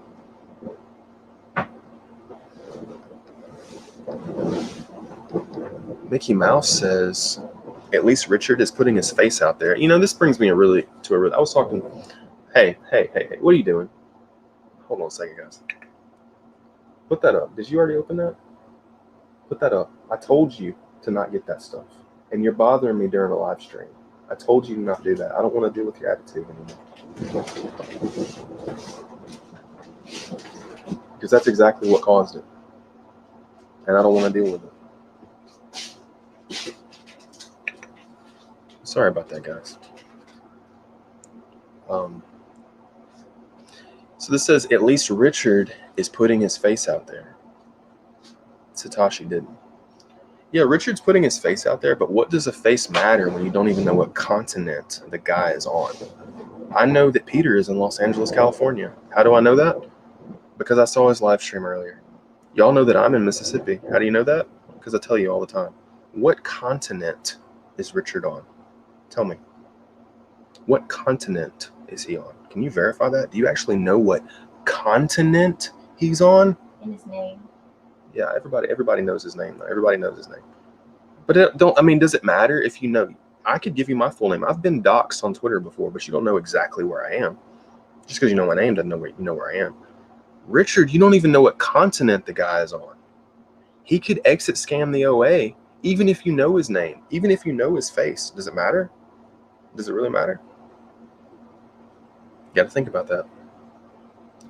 And it's kind of alarming that nobody knows what continent he's on. He's not really that accountable. Yes, it's nice that he has his face shown and everything. That's cool. That's good. So if he ever goes to a conference, a public conference, yeah, people might be able to spot him out and say, hey, you scammed everybody. But y'all don't even know what continent he's on, guys. No idea.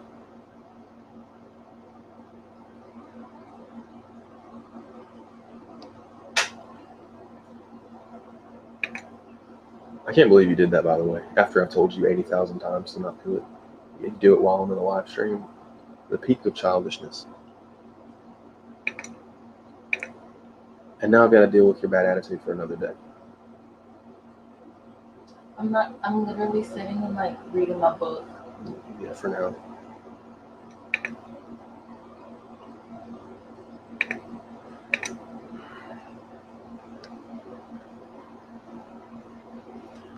Oops, I'm not muted. Whatever. I don't care. I've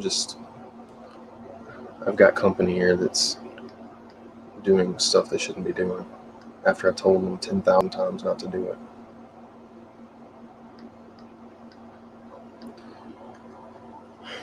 Anyway.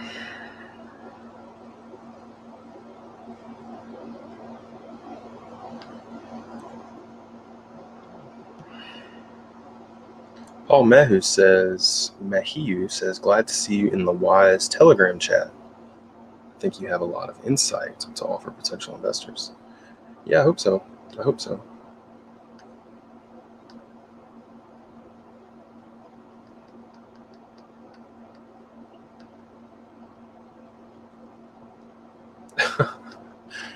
To think I would have more gains holding Ethereum right now. Yeah. If you had just held your Ethereum on day one of the Hex Adoption Amplifier, you would have more Ethereum today. Same thing on any date after April 20th. GT says, he says, GT, have you sold some of your Hex? I'll just tell you that I still have some Hex stakes. I'll tell you that. I own some Hex stakes, and I have some 15-year stakes. Mickey Mouse says receiving 50% of penalties can help pay to advertise it. I'm pretty sure that the referral system would just take care of this. So if you have your own link and you got a referral link in it, that's incentive enough to advertise. And this is really contradictory. Look, so this doesn't make any sense. Richard told me on stream that the OA has never sold a single coin. Okay, so if the OA has never sold a single coin, what is the point of the OA getting 50% of these penalties? They say that the penalties are supposed to help, not penalties, but that the OA is supposed to help pay for advertising and all this kind of stuff, and Economist magazine things, all this kind of stuff. But if the OA has never sold a coin, then the OA isn't actually purchasing any of these advertisements. So what's the point of the OA in that case? It doesn't make any sense. Like it's like a crazy circular, inconclusive logic. It's crazy. Receiving 50% of penalties can help pay to advertise, but the OA has never sold any Hex. So they're obviously not using Hex to pay for advertising. So if they're not using Hex to pay for advertising, what's the point of the Hex? What's the point of having 85% of the entire market worth of Hex? It doesn't make any sense. It's crackhead logic. It doesn't make sense. I don't think Peter seems morally dishonest at all. I think you're onto something, Fred. I think you're onto something. Ballier Brand, what's up? Let's see if this is a good message or not. It says, hey man, I at least appreciate you for speaking your mind and not being afraid to do so. I got in crypto 3.5 years ago for the money and got into Hex for the CD aspect. Good day. Well, I appreciate you stopping by, Brand. I appreciate you for not blocking me on the spot. I appreciate you for being a free thinker. That's good. I don't think Hex is like a CD. I think that's kind of false advertising. CDs don't nuke your account for ending early. So with a regular CD, if you were to get a 15-year CD and you wanted to end early, they wouldn't nuke your CD. With Hex, if you have a 15-year or even a 10-year CD, I think a 10-year CD or a 10-year time deposit or stake, I think they will nuke your entire account. So it's not really a CD. Certificates of deposit don't actually work that way. I'm going to continue to speak my mind. I don't bow to people the way that some would expect me to. I just don't. Got in crypto 3.5 years ago for the money. Yeah, I'm in year. This summer is going to be.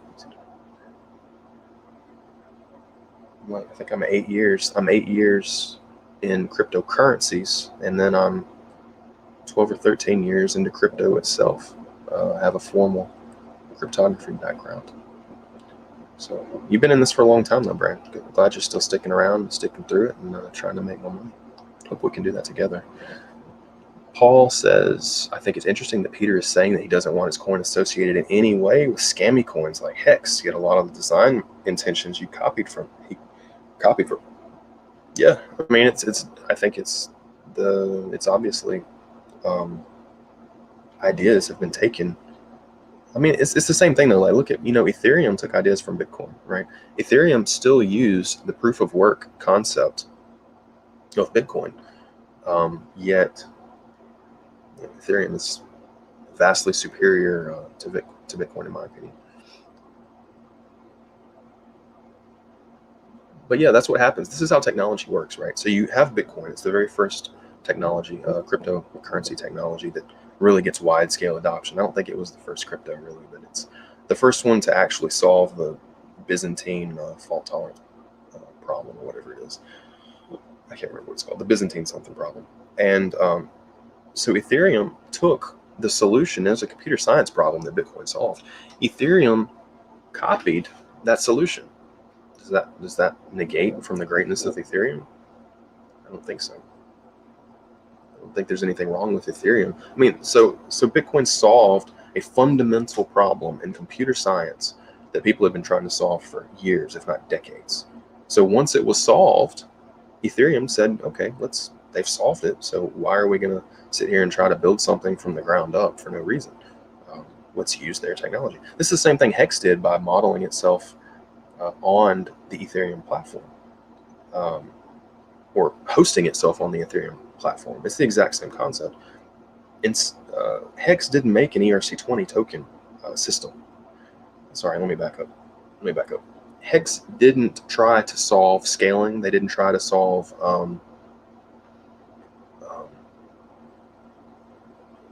goodness gracious, I'm not thinking right today. I've been bothered. They didn't try to solve scaling. They didn't try to solve consensus. Hex didn't try to solve any of these things because all of these things had been solved previously. The same thing with Wise. They're taking after the model of other technologies that came before them, just like Ethereum took after Bitcoin, just like Hex was hosted on top of the Ethereum platform. This is how technology works. The technologies get better and better over time, and hopefully we eventually get to a system like Ethereum, which has been around for years and is now the #1 DeFi platform in the world. It seems like we've gotten to an apex type of technology that really seems to be moving. Maybe Wise will be that. Maybe Hex is the Bitcoin of technologies and kind of shows people the way. And Wise is the Ethereum that comes around and plugs a lot of the holes. Because I don't think anyone will argue that Hex doesn't have holes. Well, actually, no. A lot of people will argue that Hex doesn't have holes, but they're religious. Just like there's XRP people that will do the same thing. Religious zealots don't really count, though. Brian, Link is at $13? Are you serious? I don't believe that. There's no way Link is at $13. Ethereum's back up to $3.90.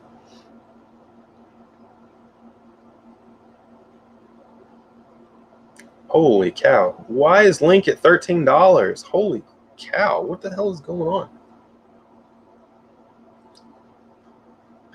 Chainlink went up 33% today. $4.5 billion market cap. They added like over $1 billion to their market cap just today. Holy cow, this is crazy. Wow. Dang. Well, dang, that's crazy. I thought it was going to cap out at like $10. I didn't see it going to 13.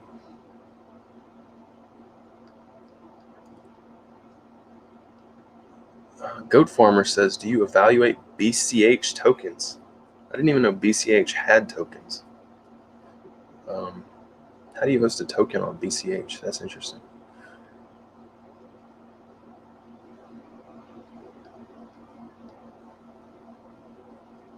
Okay, Wise Staking says you get 15% more shares. Shares determine how much daily interest you get, not total interest. Okay. I'm going to have to think about that one. I believe you, but I don't understand it perfectly. I'm going to have to think about it some more. What is the address of the Wise Telegram? I don't know. Go to Twitter. Go to I think it's Wise_token is the Twitter, and I'm sure their Telegram is in there somewhere.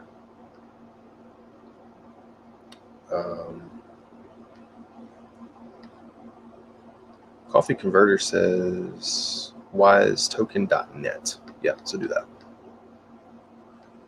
Wise Staking says you need KYC to eliminate self-referrals.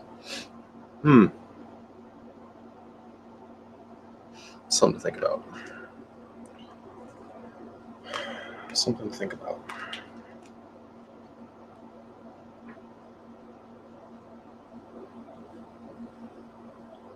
Something to think about. How to improve referrals and 15% intro staking bonus.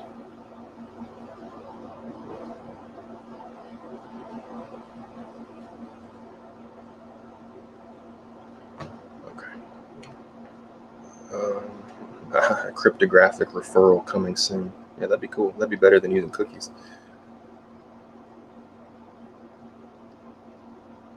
Did you say 15-year stakes? Yes, I have 15-year stakes in Hex. Is my microphone okay? Can y'all hear me okay? This is a new system that I'm using here. So if y'all have any critiques of the microphone or background noise or any of these things, let me know, because this is a new system that I'm dealing with.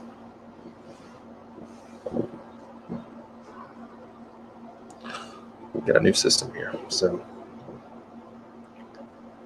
is it bad to add multi-level referral? Probably. Yeah. Oops.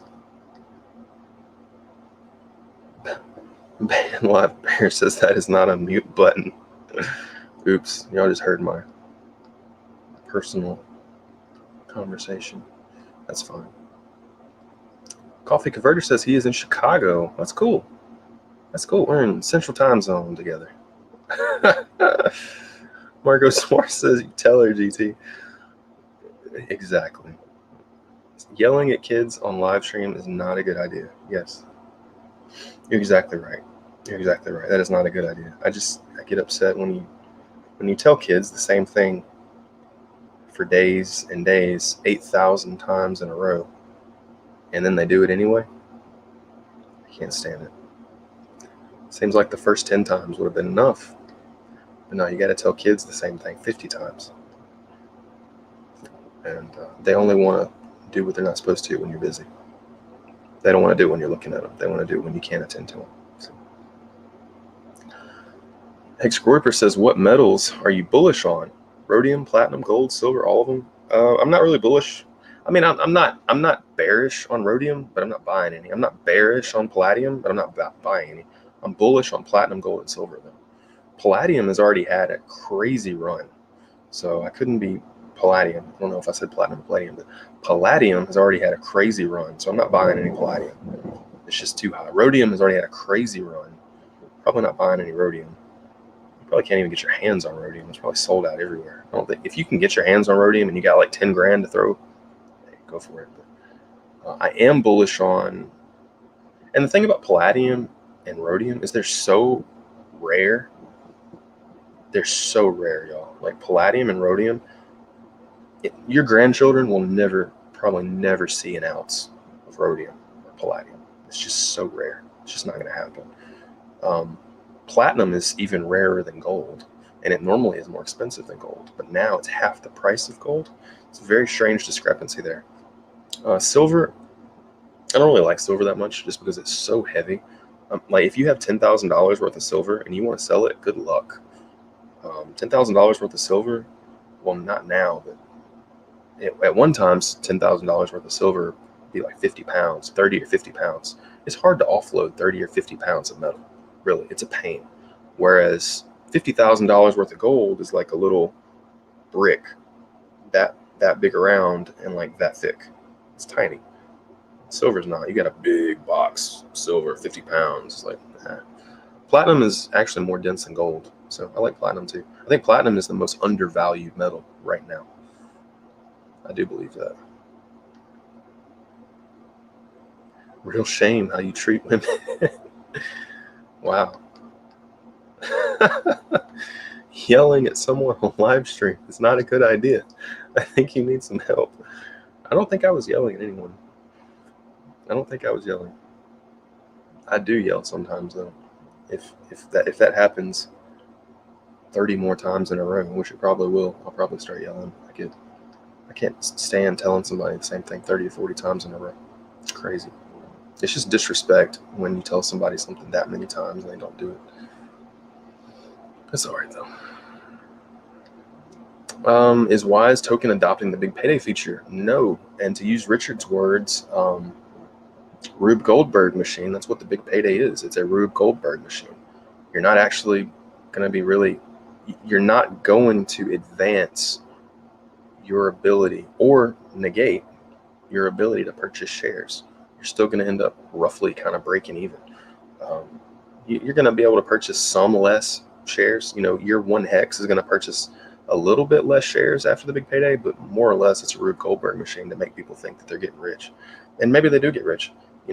If the price of hex doesn't dump after big payday, then maybe they'll do fine. But it's also the possibility that when that big payday hits, that all that influx of money that a lot of people dump on the market, and there's so many stakes that are coming due after the big payday, and the amount of liquidity is so small that it could trash the price. It really could trash the price. If everybody who has their stakes ending after big payday decides that they're going to get out, if the amount of liquidity on Uniswap doesn't change, it could really get trashed.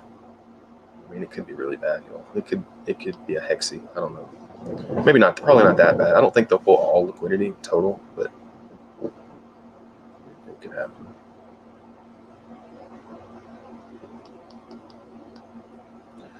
Armin Tarimi says, it was sad to see the tension between you and Richard, following Richard for 3 years, but you being straight and objective about Hex helped me understand flaws as well as good aspects.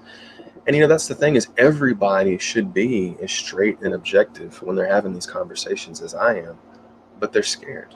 They're scared to talk to Richard that way, the way that I did, and they're scared to be honest because they're scared that they're going to lose this community of online friends that they have. Okay. I don't care if everybody unfollows me. That's the fundamental difference. They are scared of losing all their followers and losing their community of people on the internet. I don't care. I do not care at all. I'm here to search and seek truth, and I'm here to be correct. If that causes me to lose all my followers, that's fine.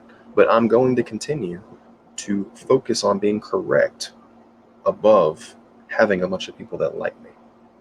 If I focused on having a bunch of people that like me, I'd have a lot more followers and a lot more viewers by now. But that's not my goal. My goal is to be correct. And it was actually starting to bother me that so many of these people in Hex liked me. Because, look, I'm just going to be honest, okay? Hex attracts some very smart people that actually understand how revolutionary the design is. It does have problems, but it's also revolutionary in itself. It's a new idea. And Hex attracts people that have intelligence to see those new ideas. Hex also attracts very dumb people because it is set up to look like a scam. It's set up to attract dumb people. So there's a lot of dumb people in Hex. And when all these people start talking about all these big payday gains and how they're going to move to Puerto Rico and all this kind of stuff, and that makes up the entirety of everything that they do. And I'm not saying that everybody who ever talked about Puerto Rico is dumb. That's not true. That's absolutely not true. But these people are spending a lot of time counting their money before it's made. And this is exactly what the XRP community does. They count their money before it's made. They start making live streams about their Bentleys and all this kind of stuff. And when it's just alarming, because what happened is after the XRP community, like Sam I Am and all these people started making these videos about how they were going to move to Bali and how they were going to get these Bentleys and all this, the price crashed another 50%. That's a really big warning to me when you have people who are not super technologically advanced. Most of the people in Hex are not technologically advanced people. They're, by and large, they're people that got into crypto and kind of understand crypto, but they do not understand the underlying technology at all. And when people like this that don't understand the technology start counting their money before they get it, it alarms me. It always alarms me, and I've seen it in the XRP community before. And by the way, the XRP community cult also attacked me when I told them that Stellar, Jed McCaleb's project, is provably superior technology to XRP. It's superior. XRP technology is garbage. Stellar is superior. That's why Jed rewrote the XRP protocol. He didn't rewrote the XRP protocol for fun. He rewrote it because it was garbage. This is a fact. This is a technological fact. Okay, you tell that to the XRP cult, and I did that, and they lost it. So again, this is not my first time to have a cult rebel against me for speaking the truth. It just is. It's not. It's happened multiple times before.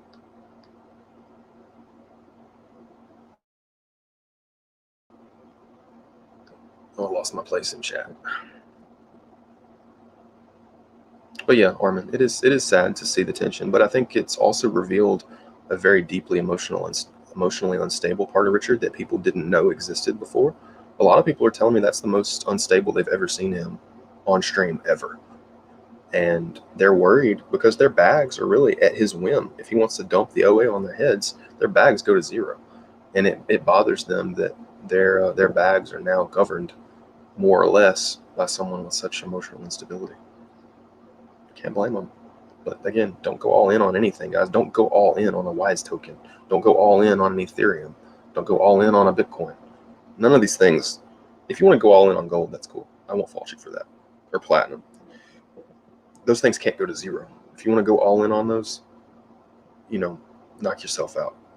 I don't feel bad if somebody goes all in on gold. It's not going to go to zero.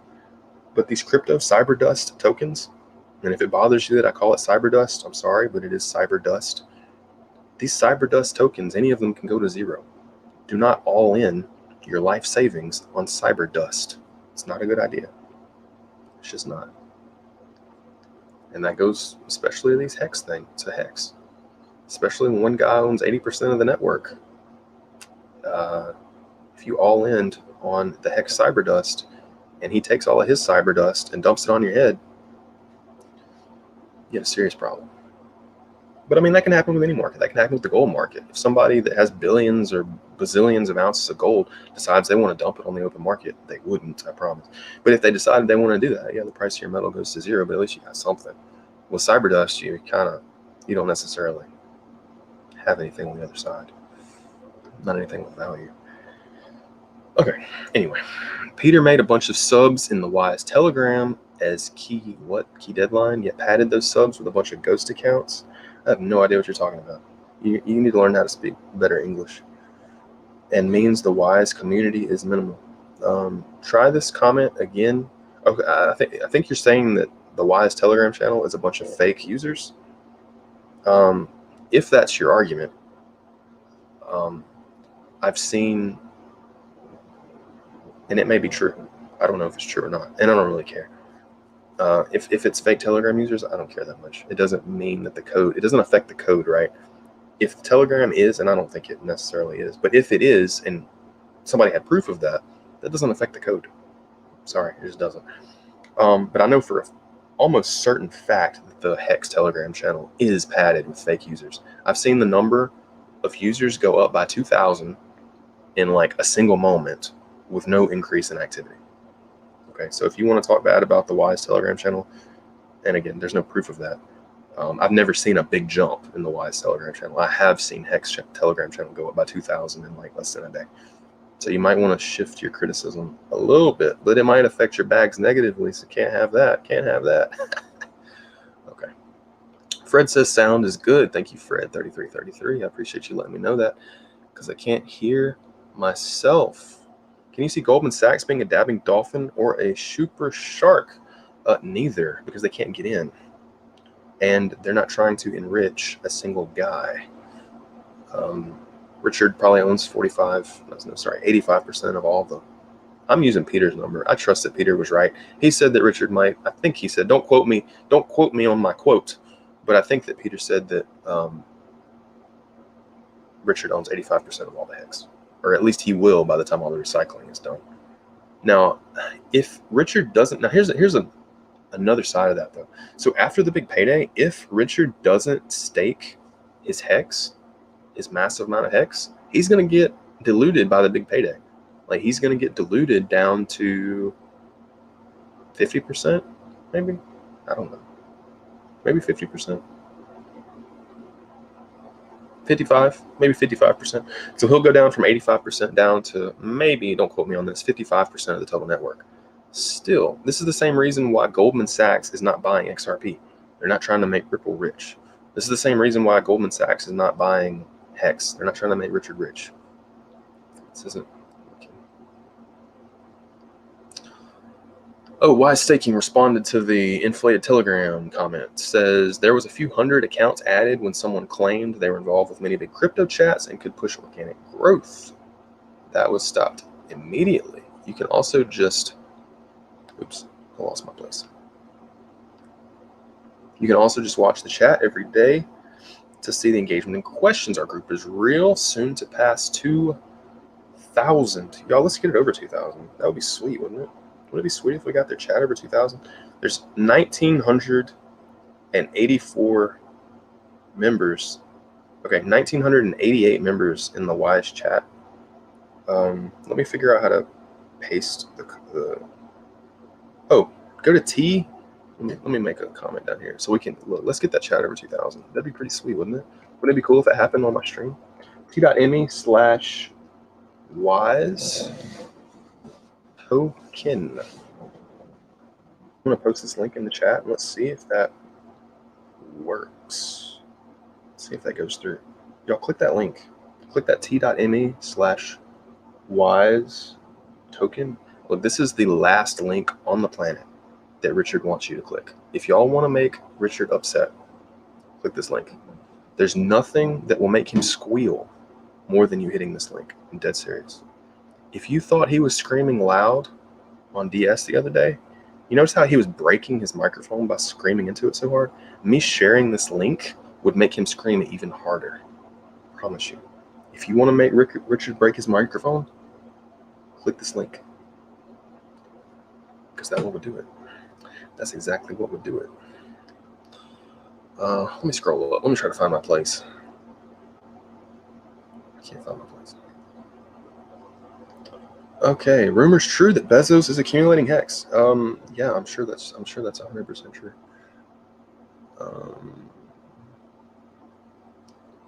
Yeah, I'm sure Bezos is buying Richard's coin.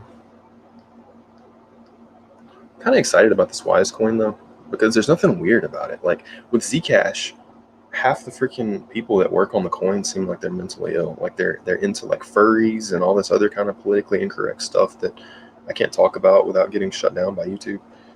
And then with Hex, there's this guy that screams a lot, and he has 85% of the tokens to himself. But Wise, there's like, I mean, it's like, it's funny because I was watching Peter today, and it's obvious. It's kind of not, I'm not going to say it's obvious, but you can tell he's not even in this. He's not even making these YouTube streams just to get a lot of attention. Like he hates answering the same questions multiple times over. He doesn't like doing stuff like that. He's not trying to do this for the attention. Whereas I think people like me and Richard kind of enjoy just sitting here talking for hours and hours and hours at a time. Peter's not like that. I thought that was really interesting. So he's just kind of a straight shooting guy. Like I promise you, I've tried to break down his community and anything that he's ever done in the past. Oh, he's a big liar. He tells a lot of lies. No, I tried to find out, man. I tried to find some lies. I couldn't find any. You just got to look at stuff objectively. If you can start looking at things objectively, you'll find he hasn't done anything bad to anybody. He never hurt anybody, y'all. The only thing bad he ever did was dump his Hex. That's what people are mad about. Valley Brand says, did you end up getting air conditioning? Yes, I do. I hope y'all don't hear it in the background. That's my worry. I've got air conditioning running. Off-grid air conditioning. Fully off-grid setup here. Fully off-grid internet. Fully off-grid everything. It's working splendidly, and I'm cool. I'm still sweating a little bit sitting here, but still keeping it pretty cool in here. Yeah, I'm glad you like that pistol in the background. That is a Swiss pistol. The Swiss make the Cadillac of pistols. I don't even know if Cadillac is a good car anymore, but you know what I'm talking about. That is a nice, smooth pistol. That gun right there has never jammed. It is a Sig Sauer. It is not ever jammed. It has not ever failed to eject. It is not ever misfired. Nothing. It's performed flawlessly. 9mm too. GD says, I think the staking business was a real bad idea. Now we are locked in the hands of one megalomaniacal dictator. What a big mistake. You know what, GD? I've thought that before, man. I've thought that same thing. Hopefully it goes up, though. Hopefully we make money. It's fine. I hope it goes up. I will not be upset if X goes to the moon. But I think what's going to end up happening is for him to be able to advertise 10,000X in 2.5 years, he's going to do a flash candle spike all the way up to 56 cents. And it'll flash spike from like, I don't know how big the spike is going to be. It could be from a penny to 56 cents in like one spike. I don't know if it's going to be like that or not. And then he's going to claim, look at that, did 10,000X. There wasn't enough liquidity for anybody to sell, but it did 10,000X. Yeah, I definitely see that happening. Oh, Honey Badger got upset. Oh, if you remove the padded subs, you are basically down to Peter's mom, a couple of other insecure individuals, and a dude who finds Telegram bots. Oh, Honey Badger. It sounds like you're a little scared of Wise. Are you scared? Uh-oh. Oh no, he's scared. Okay, GD locks your bags for 2.5 years, bro. There's like no penalty for that. Okay, yeah, there's a penalty if you end a 2.5 year stake, but it's like tiny. It's like 20% maybe. Shit, it may be lower than that. It may not even be a 20% penalty. You can end a 2.5 year stake in Hex, and you're not going to get wrecked. The penalties are not that bad. It's when you end a 10-year stake that you get nuked. If you end a 10-year stake, you're going to get nuked. If you end a 2.5 year stake, you'll be fine. Wouldn't worry about that. Thanks for all the info, GT. You're welcome. I hope that this helps. I hope that anything that we say here today helps. Coffee converter, don't project your insecurities. Yeah, he sounded like a little crybaby, didn't he? Oh no. Jimbo says, do you regret investing in Hex?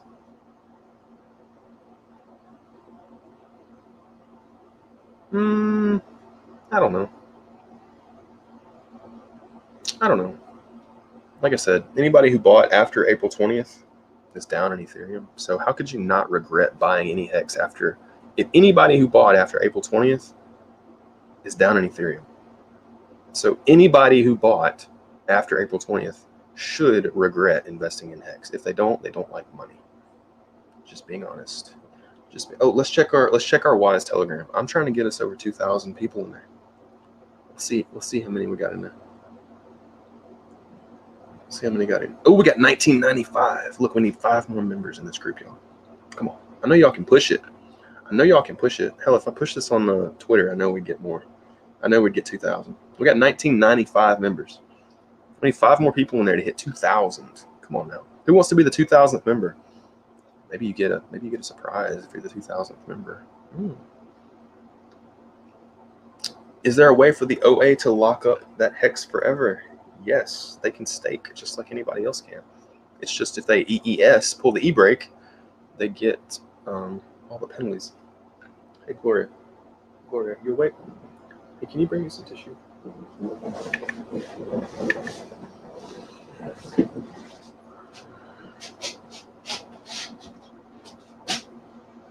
Or just a paper towel. Yeah, paper towel. Yeah, just bring me a paper towel.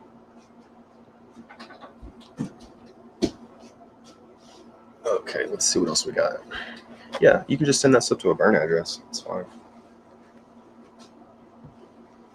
Give me just a second here, guys. Coming back in just a second. Would you sell Digibyte for Hex? I would sell Digibyte for something. But again, I don't know that much about Digibyte. Maybe it's a great coin. I wouldn't have it though. That's just me though. Maybe it's a good coin. I don't know a ton about it. Yeah, y'all check this out. Look at this t.me/wise token. I want to try to get over 2,000 followers in there, just because that's like the group that you're not allowed to join, and I like doing stuff that you're not allowed to do. So join it. I'm gonna tweet it later if we don't get over 2,000. I'm gonna tweet it and see if I can get some other people to tweet it, just so we can get that thing over 2,000. Because people will be. I like making people cry about stuff that's silly. I like making cultists cry about silly stuff. And talking about Wise is just going to make people cry for no reason. It's crazy. All right. Coffee converter says what? I think his name's Aaron. I like knowing everybody's real name. Peter, Aaron. Hey, we got Annette. We got Annette over here. What's up, Annette? We got Annette in the house. Would Peter be tempted to dump on the heads over a small fortune? Peter can't dump on anybody's heads. That's the point. The point is he can't dump on anybody. In Wise, he's not being given all the coins. That's the key here. He can't dump even if he wanted to. I mean, he can dump on the liquidity pool, but it's only going to be with the coins that he bought. He's not getting penalties. There's no OA. Everyone is in it for money unless they're already set for life. What do you think probability is? Peter can't dump. That's the point. So here's the thing. Everybody talks about like Hex is trustless, but Richard can dump on everybody's heads. And Wise, Peter can't dump on nobody's heads. He's got like at most 10% of the pool, but then I think it's like hard capped at a certain level It's just to recoup him for all his auditing costs and stuff like that. He's not going to be given 85% of the coins so that he can crash the price to zero. And even let's just assume worst case, let's assume that he gets 10% of all the Ys. Worst case, let's assume that Peter gets 10% of the Ys, and he wants to dump it on everybody's heads. The liquidity pool is going to be so massive that he can't even send it to zero. Like, he can't even wreck the price because the liquidity pool is going to be massive. It's got all the safeguards in it to protect the currency itself from a megalomaniacal dictator. That's how it was designed from the outset. Las Vegas says, I think RH banned you because, believe it or not, you have influence. Yeah, people make actually really big moves. You know, I pumped the Zcash price from $28 to $75 with a tweet storm. People like to listen to what I say. Why? Because I don't follow cults. Because I say the truth regardless of who it pisses off. I tell the truth. People don't like that. But my followers like that because they know I'm unbiased. They know that I'm going to tell them the truth regardless of what my non-existent handlers want. It got really quiet in here. Now, okay, so now when you promote other coins, people listen to you too. Yeah, they do. They do. I've been doing this for a long time. We have been not seeing that great of a time in Ampleforth, though. I'll tell you that much. It has not been good. But I think long term, this Ampleforth thing is going to go over $1 billion. So anybody who's in right now in Ampleforth that holds until it goes over $1 billion, you can 10x their money. I think. I could be wrong. It may not go to 10 billion. It may crash, but it's mathematically inevitable that it goes back to $1. ID says, I in-staked my stakes. None over 3 years. Oh yeah, you didn't get hurt that hard. The Annette says, are you talking about Peter dumping Ys? The team doesn't get any Ys. We have to buy it just like anybody else. Exactly. There's no masters in Ys. It's like, imagine you have Hex, except there's no OA, and there's no flush address, and there's no recycling, and there's no grandma with dementia losing her coins. And I think you can actually make longer stakes in Ys. I'm hoping that they're going to increase it to 8888 because 7777, I don't like the number. I don't like the number at all. That's actually a bad idea. Don't do 7777, please. I beg you. It's a bad. I don't think that they're putting 777 on the slot machines at the casino. I don't think they're doing that for your benefit. Can you imagine the casino trying to help you win? No, they're not. I don't think 777 is a good idea. 888, that's a little better. What's up, Annette? I'm glad you stopped by. Hope you're having a great Saturday. Do hope so. Better design than Hex for sure, but Richard has the bigger reach. I don't know if that's true. Make sure the YouTubers show Wise. Yeah, I think they're going to. I'm pretty sure that Wise has some people on board with a lot more subscribers than Richard. But here's the thing, y'all. It doesn't matter if Richard has a big reach if his coin is being censored. He doesn't have more reach than CoinMarketCap. CoinMarketCap's like the number 500 website on the internet, and it's being censored from CoinMarketCap. Why? Because he owns the OA probably and owns the flush address, so they think it's a scam. You can't have a bigger reach than being on the front page of CoinMarketCap. No, I mean, I don't think there's any YouTuber that not even like Chico Crypto or whoever the flavor of the week is, they're not going to have that much reach. Coffee Converger says, I will give a free jiu-jitsu lesson to the 2000th member as long as they have good hygiene and clipped nails. Yeah, no scratching. We don't want any staph infections. Goat Farmer says 3 to go. I think I'm out of comments, y'all. I think I've reached the end. Of my comments. We got 1997 members in there. That's cool. I just want more members in there just to just because it's funny. Just do what you're not allowed to do. DMB Max says, I missed out on a Wise token. What is it? Is it better than Hex? Probably. In some ways, yeah. I mean, let's just be serious. Like, the only time that you're ever really arguing for the OA and the flush address in Hex is if you're trying to justify your bags and you're trying and I've done this before, you're trying to invent a conspiracy theory as to why the OA is a good thing, why it's a good actor. The only way that you can justify the OA is a good thing is through making like conspiracy theories. That's the only way, because the OA has never done anything positive for anybody ever. Okay. So, and it's being secretive. Like, you're not allowed to know who owns it, blah, blah, blah, blah. You don't know what continent the person so nobody responded to my comment, by the way. Does anybody know what continent Richard is on? Nobody has any idea. And it's probably not, it may not be your business, but it's something to think about. Everybody knows I'm in Mississippi. Everybody knows Peter's in California. Everybody knows coffee converters in Chicago. Nobody knows where Richard is. Does anybody else find this strange, or is it just me?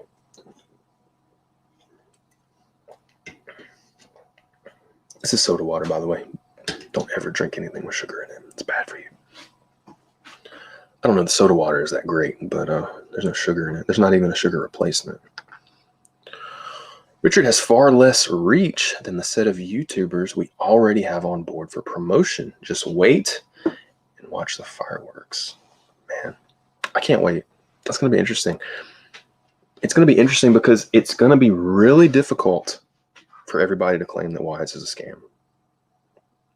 I don't think it's going to have the same narrative around it, because every scam accusation that I've ever seen that Richard live streamed or whatever was always centered on the fact that the OA is this nebulous thing that has the potential to wreck everybody. That was it. That was literally the center of their arguments. That was the center apex of their arguments. And if Wise is removing that, what are they going to gatekeep it about? How are you going to gatekeep Wise when there's no OA? How are you going to call Wise a scam when there's no OA? What is going to be the basis for that? Peter's not even getting any of the money. This is the subject that y'all are not allowed to talk about. And if you're in the Hex community and you want to keep your position there, if you don't want to be banned, you probably shouldn't talk about this. Not on your Twitter. Not on your Twitter. You're gonna get sent to the dungeon for doing that, guys. You're not allowed to use your brain. Not allowed to do it. Las Vegas says we just assumed he was in hiding in case Hex is classified as a security. I don't think that makes any sense. I think Hex has been number one, that doesn't make sense because he's probably not in the United States.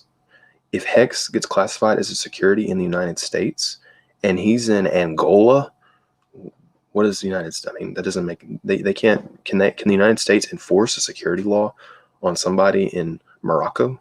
Maybe. I don't think so. It's not going to have as much pull if they can.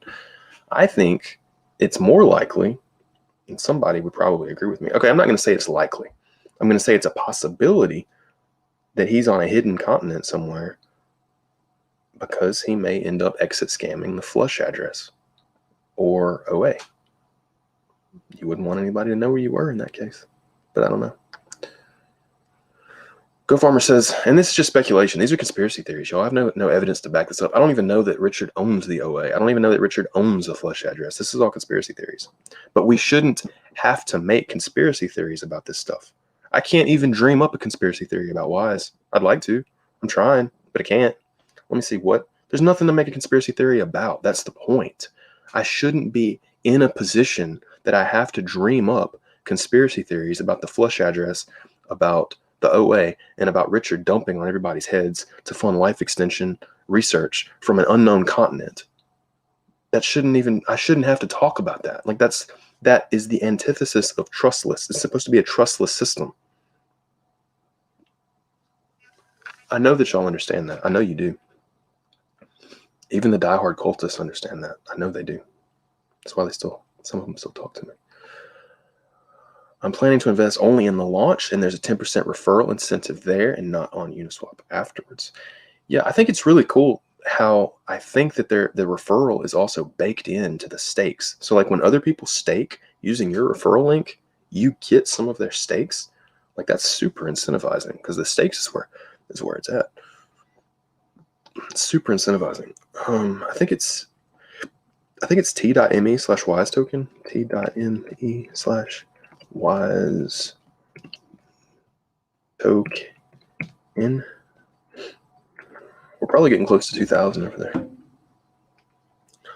Let's see if we got 2,000 yet. Oh, we got 1999. Let's party like it's 1999. Almost. Almost there, guys. Come on, somebody join. Somebody click it. Just one person. Just one person. Can somebody just like, come on. I'm gonna have to tweet it. I'm gonna have to tweet it. That's what I'm gonna have to do. I'm gonna tweet it here in the middle of this. All right, y'all ain't joining, so I'm gonna have to tweet this. Oh, this is gonna make some people real mad. Oh, it's gonna make some people real mad. That's okay. I like to talk about the things that make people real mad. Who will become the t.me/wise token 2000th member?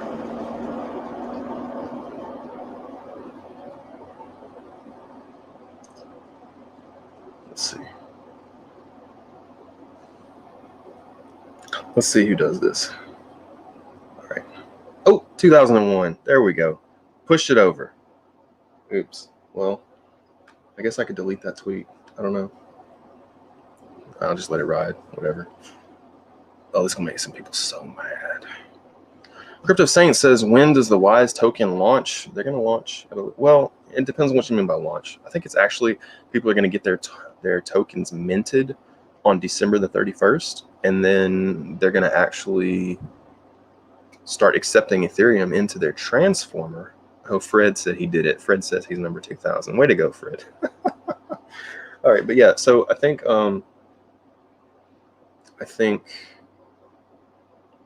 November 11th is when they're going to start like having the adoption amplifier and all that kind of stuff. So, all right, guys. Well, we've got a lot of people in here. I hate to kill the stream. We got 48 people in here, but I'm running out of stream questions. So we're just kind of chilling. All right, we got 2,001 members in the chat, in the Wise token chat. That's legit. I'm actually gonna take that tweet down just because I got my. Oh, I didn't even tweet it. Where's my tweet? My Twitter's all screwed up. Oh, so that was organic. Cool. Let me see if I've got any questions on Twitter to answer. I'm just letting this thing ride at this point, guys. I just got a tweet notification from Marcin S that says I sold all my hex. Yikes. I wonder why he's telling me that. It's none of my business, y'all. I don't know if it's my business. Let's see what else I got. Oh, here we go. We got big. Oh, this is great. This is a great point. He's so right. We got Big Krakowski on here. It says imitation is the sincerest form of flattery. It's true. It's a great point. None of us here dislike Richard or his project. We do not dislike him. We don't hate him. It's nothing like that at all. I have nothing against him. I've never had anything against him. And honestly, I would love to work with him personally to improve his health. That offer is still on the table, and I want that to happen. I want to help improve his health because he's still a good person at the end of the day. He really is.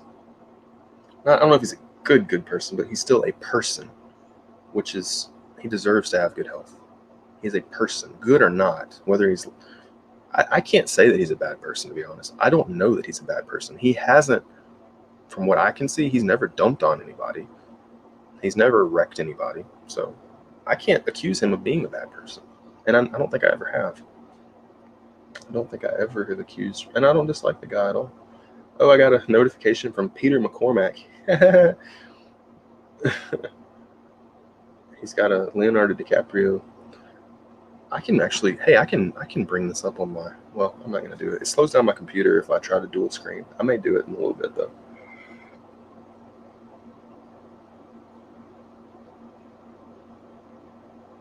Oh. This is interesting. Hexillionaire, what in the world, says there's no way you're talking about my project that's in development. Either way, I have a Hex Destroyer coming soon. I don't want Hex to get wrecked, seeing as I'm staked for a long time, but it is what it is. Hex has flaws. I'm fixing and then some. Different project. It seems that there's several people that are trying to make hex destroyers out there. It's not just the Wise token. This was sent from Guilford, Connecticut. Interesting. Ooh, banned protocol just destroyed hex in ROI. All right, I got to bring this up, guys. This is, let me see if I can bring this up. This is cool. I got to bring this chart up. This is rough. Twitter.com. I'll let y'all see my Twitter here.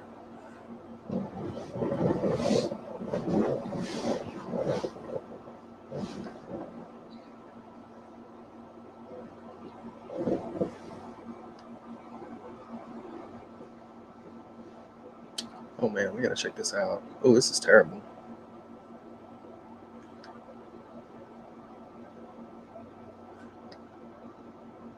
Banned protocol just killed hex. And oh no, that's a cherry picked argument. No, you can't do that.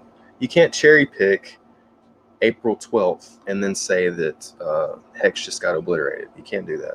If you're gonna make an argument that say that hex got obliterated, you gotta pick a neutral time. You gotta pick January 1st.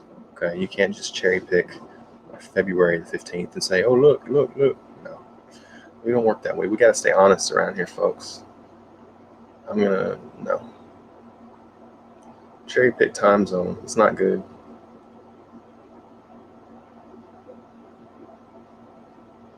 Cherry picked time frame. I think I got some more comments rolling in on the chat here. So we will move back over to those. I'm actually just checking my Twitter now again on stream. What is Zerion? Zerion IO. I don't know what that is. It seems important. That was funny though, getting a response from Peter McCormack. That guy is silly. He does not understand anything about technology at all. I mean, I don't think he's a bad guy. I don't dislike him or anything, but he doesn't understand technology. Oh no, somebody's calling me a scammer on Twitter. Oh no. That's terrible. That's terrible. All right. Let's go back to live stream comments. Fred says, how confident are you in audits to find bugs? Well, I used to be an auditor. That was my job with the DOD. Do you know of many examples where disastrous bugs were found after audits? Let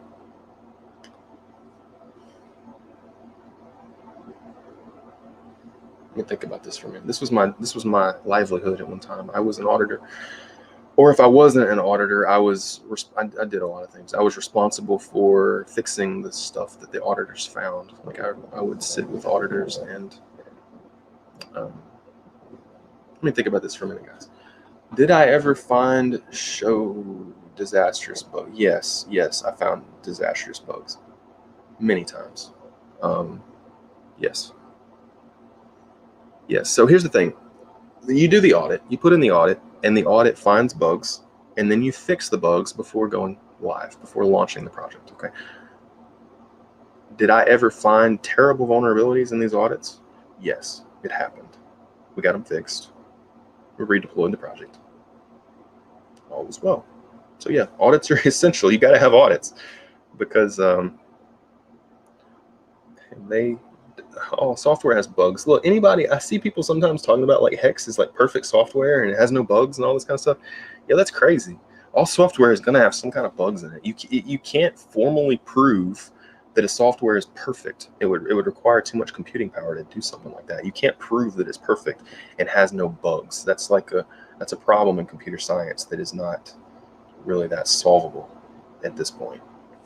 Will it be solvable one day with quantum computers? Maybe, but until then, your software's Wise will probably ultimately have a bug in it somewhere. The question is the severity of that. Hex probably has a bug in it somewhere. Bitcoin has bugs. Ethereum has bugs. It's not a question of if there are bugs, because there probably will be some. It's the question of the severity of those bugs. And as long as no severe bugs get through, then you're good. But as soon as you have any critical bugs that come through, then you've got a problem. Auditing is designed in such a way to attempt to eliminate the possibility of critical bugs getting through. That's what the auditors do, and that's what they spend their most time on. You'll get some very low-level bugs, and sometimes we just ignore them because it's just like, I don't care, whatever, I got too much other stuff to do. We would call those bugs Cat 1s. We had something called a Cat 1, Category 1 severity security vulnerability that we would never allow to remain, and it became kind of a I'm not going to get into that subject. That's not a subject of this stream. Cat 1s are bad though. I don't think Wise will end up having any Cat 1s in its final. Okay. Razamobin says agreed on that. He's never dumped on us. Yeah, I don't think Richard's ever dumped on you. I don't think he's necessarily a bad person. I think that anybody that claims that Richard is a bad person has the same burden of proof put on them as anybody that says that Peter is amoral. I don't think any of these statements are true. I think what needs to happen is people need to. Never mind. I won't go there either. Fred says, sure, there are cases of that. We are confident in our work, even without the forthcoming audits. I've been programming since 1989, and Vitali teaches Solidity on the side. Programming since 1989. He probably knows a thing or two about programming. If he's been programming since 1989. I don't know if teaching Solidity on the side is is a confidence booster, because normally teachers are teachers because they can't really perform that well. Anybody that's a finance teacher in college, they're teaching finance because they failed at actually making money in the real world. Usually, maybe that's not always the case, but I don't normally look to teachers as necessarily being confidence boosters. That's just my opinion, though. I might be wrong. I'm sure he's a great guy. I just don't know if him being a teacher is necessarily evidence that he is. I'm sure he's a good, proficient programmer for other reasons than being a teacher. Fred says, I've been a developer for 20 years, and eliminating bugs on a first version of software is very, very, very hard. Usually it takes multiple versions to get it right. Well, it's a good thing that they've got a test net going then, isn't it? I believe they're going through multiple iterations. Yes, we're very confident in our work and our auditor. Yeah, the audit is a big deal. Getting it right is a big deal because you can have as much work put into it as you want. You can put all the best game theory and economic theory and math and all these things. You can put all the greatest aspects of that into your code. But if you've got an overwhelmingly advanced 0-day bug in the code, it doesn't matter what you did. If the code gets exploited, all of that was for nothing. And it only takes one bit. It only takes one bit in that entire contract to be wrong to wreck the entire project. But they know this. Programmers are very well aware of this. Very, very well aware. Why can't smart computer science nerds prove software is perfect? Because there's too many paths that software can take. In order to prove that a software is perfect, you would have to simulate every possible outcome that a software could possibly ever generate, and then somehow prove that all of those outcomes were all perfect. It's an intractable problem. You can't do something like that. I mean, you can if the program is small. You can formally prove that a small program is perfect. You can. It's been done. It's just it's kind of hard to do with a big fat Solidity contract. It's not as easy to do.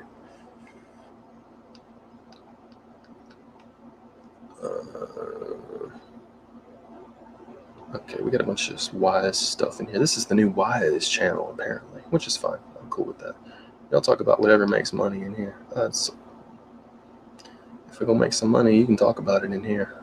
I don't pick. I don't judge. This is not a cult. This is not a social club. I don't know. It kind of is a social club, but it's a social club for people that shun social clubs, if that makes any sense. In social clubs, you're not allowed to think freely. You're only allowed to do what makes your friend happy. But you do that in finance, you get wrecked. You get wrecked.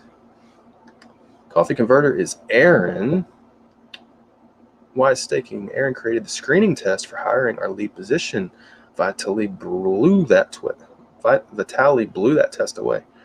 Vitaly, I believe it. I believe y'all did a good job picking the guy.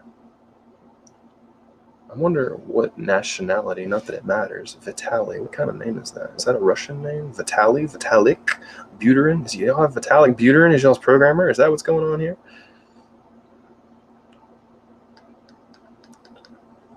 Okay. Does Wise have a Discord? I have no idea. I just know they've got a Telegram. Yes, but it isn't really used much at all. Telegram is where the real action is. No doubt I'll join the Discord and then Telegram later at some point. So many people we got on Telegram now. I say we. I guess I should say they. I don't think it's my Telegram account. Still sitting in 2001. Sweet. That's cool though. Oh, I got a message on Twitter from Giacomo Zucco. This is the guy that Richard had a stream with, which was actually kind of silly. I don't think Giacomo did a very good job.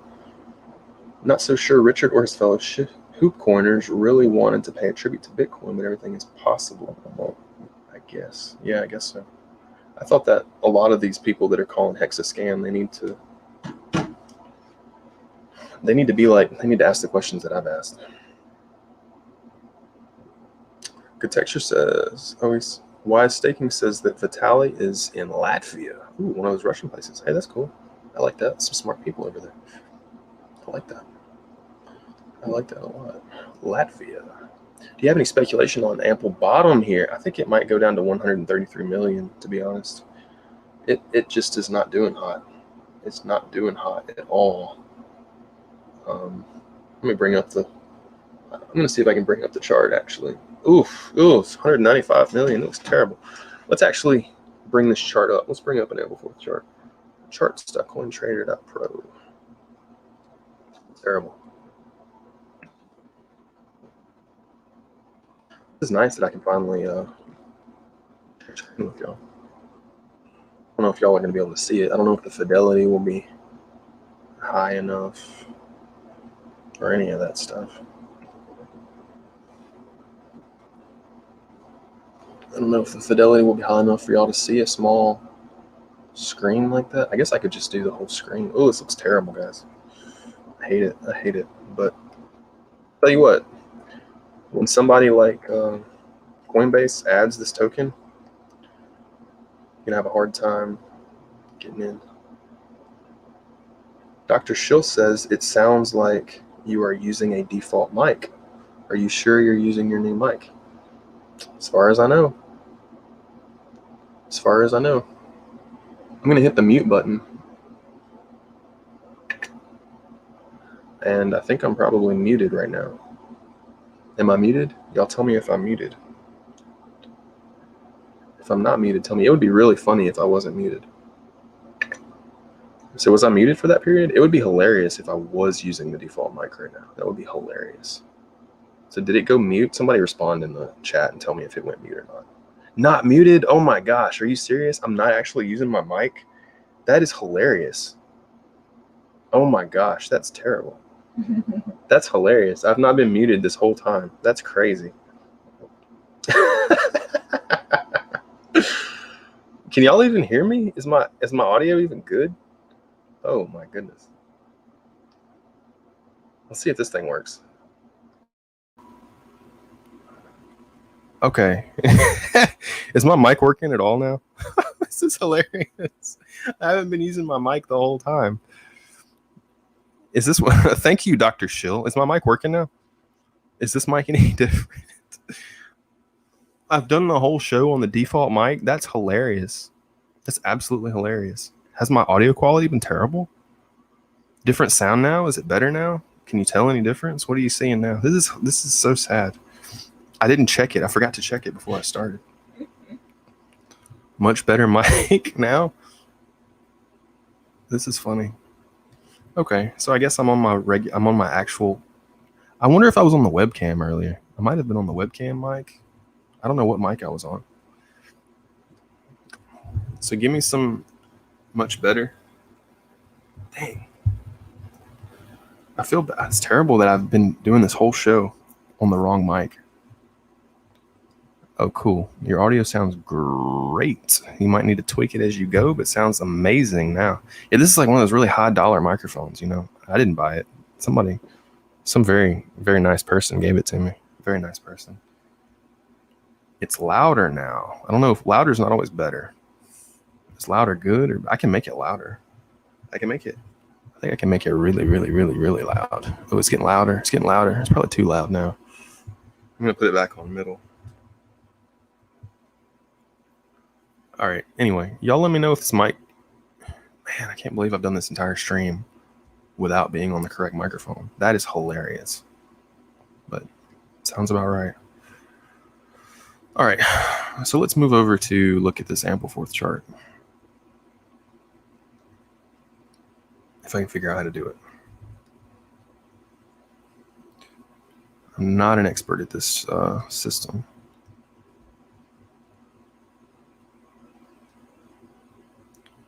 Okay, share screen. Let me try to share my screen. I can't believe I've been on the wrong mic the whole time. That's okay. I think y'all can see this now.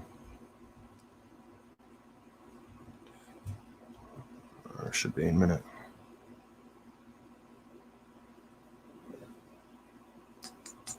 I'm just going to go all the way to the other screen. Y'all feel free to comment on my mic because I'm blind, essentially, with how the mic is doing. All right, so let's check out this ample chart for a minute. I'm actually going to move my mic over so I can use my right hand. I'm right-handed, believe it or not. I know that's... All right, here we go. This is cool. Oh, drawing time with GoodTexture. Here we go. Let's put this thing on a log chart and see how terrible it's doing. This is, oh my gosh, this is terrible. Oh, this is the wrong chart. I need a market cap. This is the dollar. This doesn't matter. Oh, but look, even the dollar is terrible. Look at that. Looks like we're putting in another bottom here. Look, here's the low back here at $48. Okay, everybody says it's okay. It's loud and clear. Now it is on. Good. That's excellent. Okay, can y'all see my chart and everything okay? Because I'm new to this. All right, we're going to bring up a real market cap chart, though, because about the USD price. With this, it doesn't really matter. Let's bring up market cap. There we go. It's not so bad looking now, but it's still terrifying. Terrifyingly bad. Very bad here. Look at that dump. We're down to $194 million on Ampleforth. It is not pretty. Let's turn our magnet on here. See if we can drag this puppy out. See if it's following the curve or not. This isn't very accurate or very. This isn't very scientific. What I'm doing right now. This is just kind of playing around just a little bit. Y'all, this may not even be clear enough for y'all to see my screen. Let me see if I got any comments over here. Yep, we can see the chart. I hope it's high enough quality that you can see the little individual notes that I'm making. Okay, so anyway, it's definitely in a correction. Let's check our Fibonacci retracement and see. Let's check this out. See if we can get in the peak. Boom, right there. Let's try to bring her down to the bottom. There we go. Oh, there we go. All right, let's do an extension. Let's extend this over to the right. Extend lines and see how our Fibonacci retrace is going. Let's go ahead and lock it up. All right, let's bring this over. See what. All right, so it looks like we're midway between. Oof. And look, you can see right here. You see right here where I'm circling? I don't know if y'all can see my mouse, but right here around the $133 million market cap, we saw some resistance at this Fibonacci line before. And I'm thinking that this top may prove to be resistance again. And you can see all these little areas where Fibonacci resistance was played. But now we're midway through. I just see this thing going all the way down, guys. I hate to be the bearer of bad news, but I'm just going to be real with you. I think this puppy is probably going to, just like that. Just like that. It's going to come down and maybe bounce off of that Fibonacci resistance level. I would maybe, look at that. That's this crazy looking arrow. It's not a good looking arrow. But I might start thinking about buying down in this zone, down at 133 million. But until it gets there, man, does this look bad. This is painful. This is really painful looking, y'all. Not even going to lie. This is painful. And I think we started getting in, maybe like back in here somewhere. And then it blew off top. And then a lot of guys that have followed got out up here. Lucky for them, or they got out up here. Lucky for them. But man, and look at the volume. We got declining volume here, which is okay. Declining sell volume. But the thing is, you really need on balance volume. This doesn't really mean anything. This volume here is okay, but if you don't have on balance volume, or actually, what I mean to say is volume and volume and currency is what you really need. I don't know. I don't think they have a volume and currency on here. We'll need to. We don't have that. That would be too useful. That would be way too useful to have a volume and currency. On balance volume, I don't know if, oh my gosh, that's terrible. On balance volume is cratered to all-time lows. Wow. Well, like Warren Buffett says, buy when everybody's scared. That looks scary. Oh, I've got a chat. Oh, shit. Sorry. Remove the chat in front of the chat. Sorry about that. Cool. Well, I'm glad y'all can see the chart. It's not pretty looking, guys. It's not pretty looking. On balance volume is terrible. But here's the thing. This is, I still believe in this project. And I think that it's going to solve the problem of being $1. I think it's going to happen. I think that we're just so early right now and people are so scared about it that they're not confident. So I think we're going to have a bounce right here at 133, and I might recommend people buy at that Fibonacci level, but until then, I don't know. Until then, it's just going to keep going. I kind of want to see if we can get some fib circles going on this thing. I mean, it might not. Let's put some fib circles up here. Let me get rid of this on balance volume. I don't care about that. Let's get rid of our curve. Well, now we'll leave a curve there. Let's really put in some Fibonacci circle action, because you can't really chart against the main dollar coin right now. It's not. Let's see. Let's do a little. Okay, we got the top here.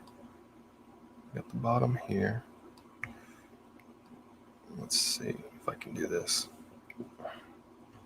No, it's not giving me enough resolution. If I chart that way, I'm just going. Yeah, that's not enough resolution. That's not even useful anyway. This is kind of hit or miss stuff. It's very. Oh, look at that! Look at that trace down right there. This is kind of hit or miss. I just have to just sit here. I'm playing with this on stream right now. Is what I'm doing, and which is what I normally do. Look at that. Look at, we got this arc right here happening right at the beginning of this Fibonacci circle. You can really, and look at that right there. Got kind of a pickup. You can make this Fibonacci circle do whatever you want it to do, but we can maybe get a time zone out of this. I can speculate and get a time zone out of it, but it's going to be guessing. August 13th, put in a bottom at 133 million maybe. Again, that's just me guessing. I have no idea. I could see it bouncing right there and then coming back up and retesting. I think this is what we'll see, y'all. I just, this is just me being wildly speculative on stream. I haven't even put a lot of thought into this. That's something that we could see, though. I don't know if that's even, I don't know if y'all can even see that very well. I don't know how, give me some feedback on if this is actually visually useful. But yeah, but here's the thing, guys. Look, over the long term, let's zoom out a little bit. I think this thing has a $1 billion market cap potential. No joke. $1 billion right here. So there's our $1 billion line. There's a lot of gains. That's about 5x from where we are right now, and about 8x, or maybe 7 or 8x from 133 million, if that's the bottom. I think this thing has legs, and I think that it could become a center of DeFi in the future. I could be wrong. It may not be a center of DeFi in the future. You know, it could just crash, but it will mathematically eventually go to $1. It's inevitable. It's going to happen. It's just not sure when that's going to happen. What else? We can play with some charts if y'all want to. I can do this for days. I got a lot of these I can do. Marco says, has Wise Token been audited? I don't think it's been audited yet, but I think they're working on it, and they're going to get an audit out. It's definitely going to be audited, for sure. I cannot believe I was not on my mic the whole time. So how is this mic? Is this mic too loud? Is it too quiet? Is it too much background noise? Everybody says that it's good, so I guess the mic is good. I just can't believe it was off for the entire first 2 or 3 hours of this thing. That's absurd. Let me see if I can swap out vision, see what we got going on over there. I kind of want to check out the hex chart and see what it's doing. Oh, hex is the default. Cool. That makes it easy. It looks like it's picking up a little bit. That's good. Good for our bags. No volume on Uniswap V1. Volume on Uniswap V1 is just totally anemic. Let's go ahead and... Nah, you don't really need log that much. But yeah, so anyone who bought... sorry about that, y'all. Anyone who bought after April 20th in Ethereum terms is in the red. How about that? And we can even, what do we have right here? We got 3,000 Ethereum in the Uniswap liquidity pool. 330,000 hex. Man, that looks really organic, doesn't it? Look at that, 33 and then 33. That looks really organic. Super organic stuff right there. Let's go to Uniswap V2. We've got a little bit more. That's nice. We've got 59,000 there. That makes me wonder if, I don't know.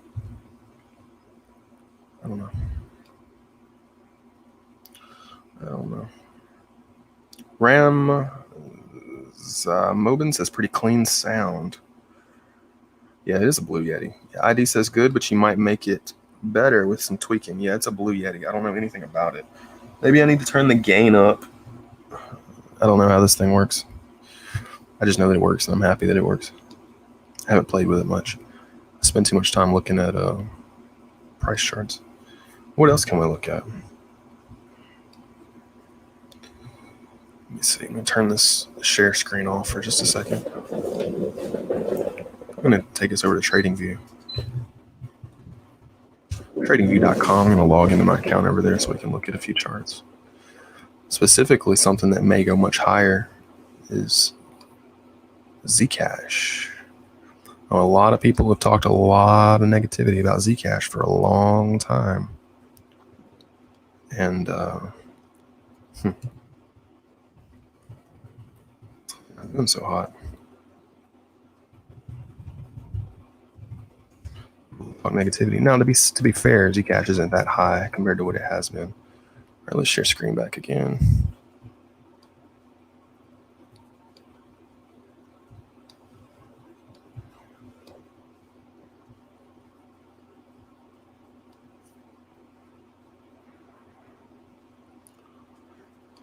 Okay, let me get this off the screen.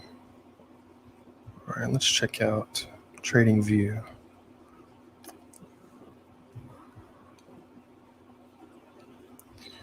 Let's see if we can. Oh, we can talk about some other stuff too, including platinum. I think that's something y'all should. Some of these are private charts, actually. Hell, let me show y'all some of these private charts. I don't guess I have anything to lose at this point. Y'all might like this. I'm gonna show y'all some of these private charts. I hadn't thought about doing that, but I may do it. I don't have anything to lose at this point. I don't care. I don't care about the. This is something that I named the ETH Ghost. Private chart. I have a lot of private charts on here. Y'all might find this really, really interesting. So let me see. What am I doing here? What did I even try to do here? If I can even remember what I did. I was looking for similarities between the Ethereum chart, the early Ethereum chart, and the Hex chart.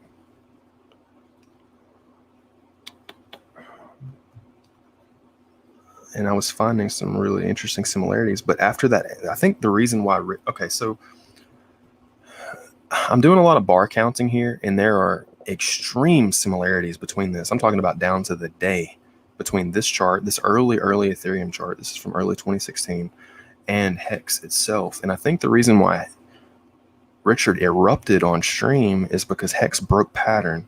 I think he's trying to get Hex to mimic this Ethereum chart to a degree, and maybe even the Bitcoin chart to a degree.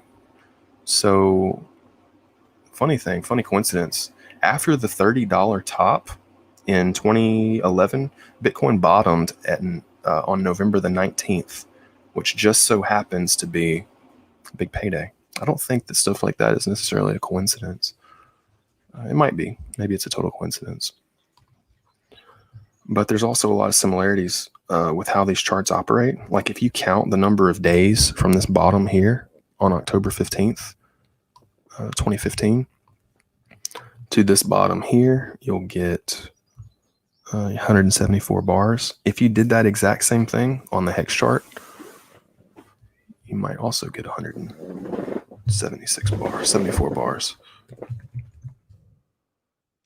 And it's not just that similarity. There's a lot of similarities.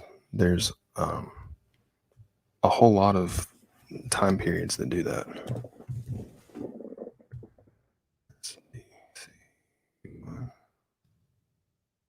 Let me move y'all over to another. Move y'all to another chart real quick. I'm just going to share the whole application window. That'll be better.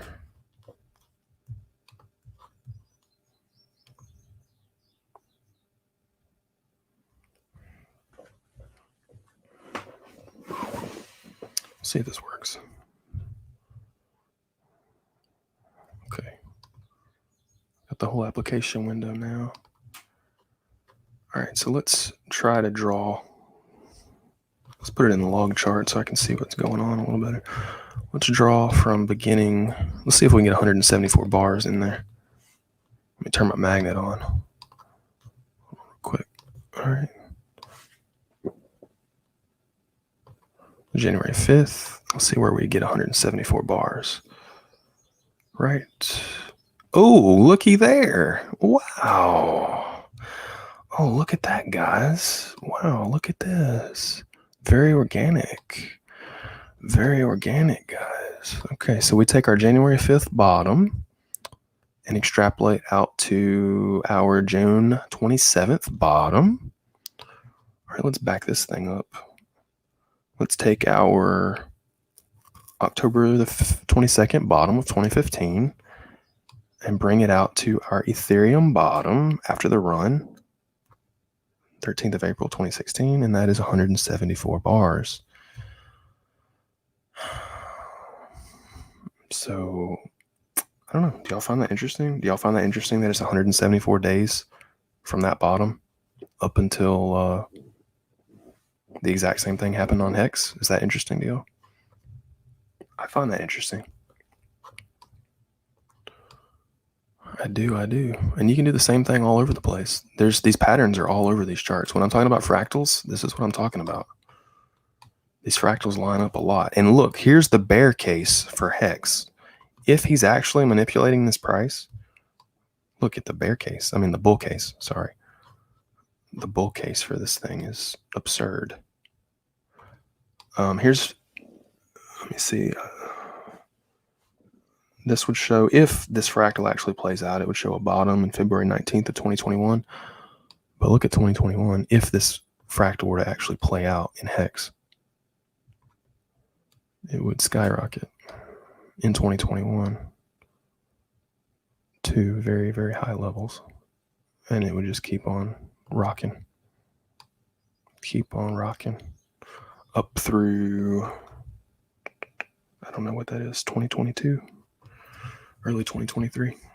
So anyway, it looks like this fractal, he's trying. I think that's why he got so mad on stream, is because when that whale came in and dumped hex to buy ample, it was right in this area somewhere, and it screwed up this price chart.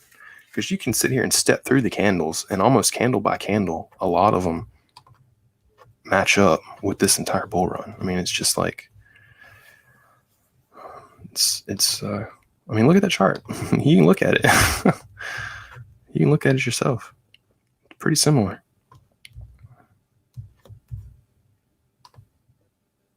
It just looks like it's mimicking, it's being made to mimic what Ethereum did in large respect. And then we come through here, and we've got this dump. And that dump was not necessarily supposed to happen at all. Well, I guess it could. Look at that. Let me see.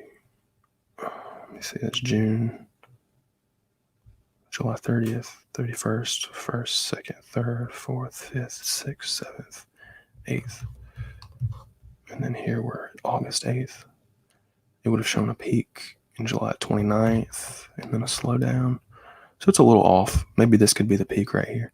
But anyway, long story short, I know this is kind of sketchy looking, but I've been following these early Ethereum charts and early Bitcoin charts for quite some time, and there's a lot of similarities to them. So it's just cool to look at. Hex and ETH charts are similar because the hex liquidity is in ETH. I'm looking at an early ETH chart. I'm not looking at, so this chart that I was looking at was from 2016. It was ancient. All right, guys. Well, I guess I'm running out of stuff to talk about. So we might go ahead and cut this thing short. We've looked at the ample chart. We've looked at some hex charts a little bit. If y'all have any more questions, go ahead and put them out. We definitely don't have the 100 viewers that we were getting before, because a lot of the community is upset that I talk truth about hex, and I've only ever said true things. If there's anything that I've ever said that's not true, please let me know. Gloria, are you hot? Are you hot? Yeah, you already know that. Why do you have the AC off? It automatically like shut off. Why don't you turn it on? Are you hot? It's getting kind of hot in here. Damn. Okay. Let me remove the stream.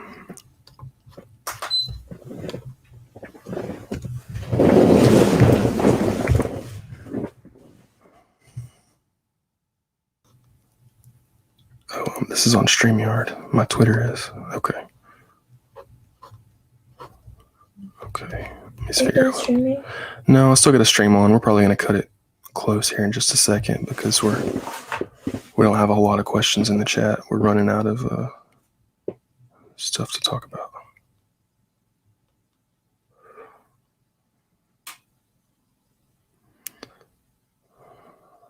All right, guys. I guess we're going to go ahead and wrap this thing up. Coffee Converter says, thanks for the stream, GT. Looking forward to the next one. Hey, thank y'all for stopping by. Bro, your whisper convo is pretty funny. I cannot believe I went this whole dang stream without being on this microphone. Like, part of the reason I wanted to come onto the stream was to test it out. And then it's like, I didn't even use it. Yeah, man, I appreciate y'all stopping by. And if you haven't checked out the Wise Telegram, check it out. I think it's and I've got my own Telegram group. That's funny. I'm showing the Wise Telegram group, but not mine.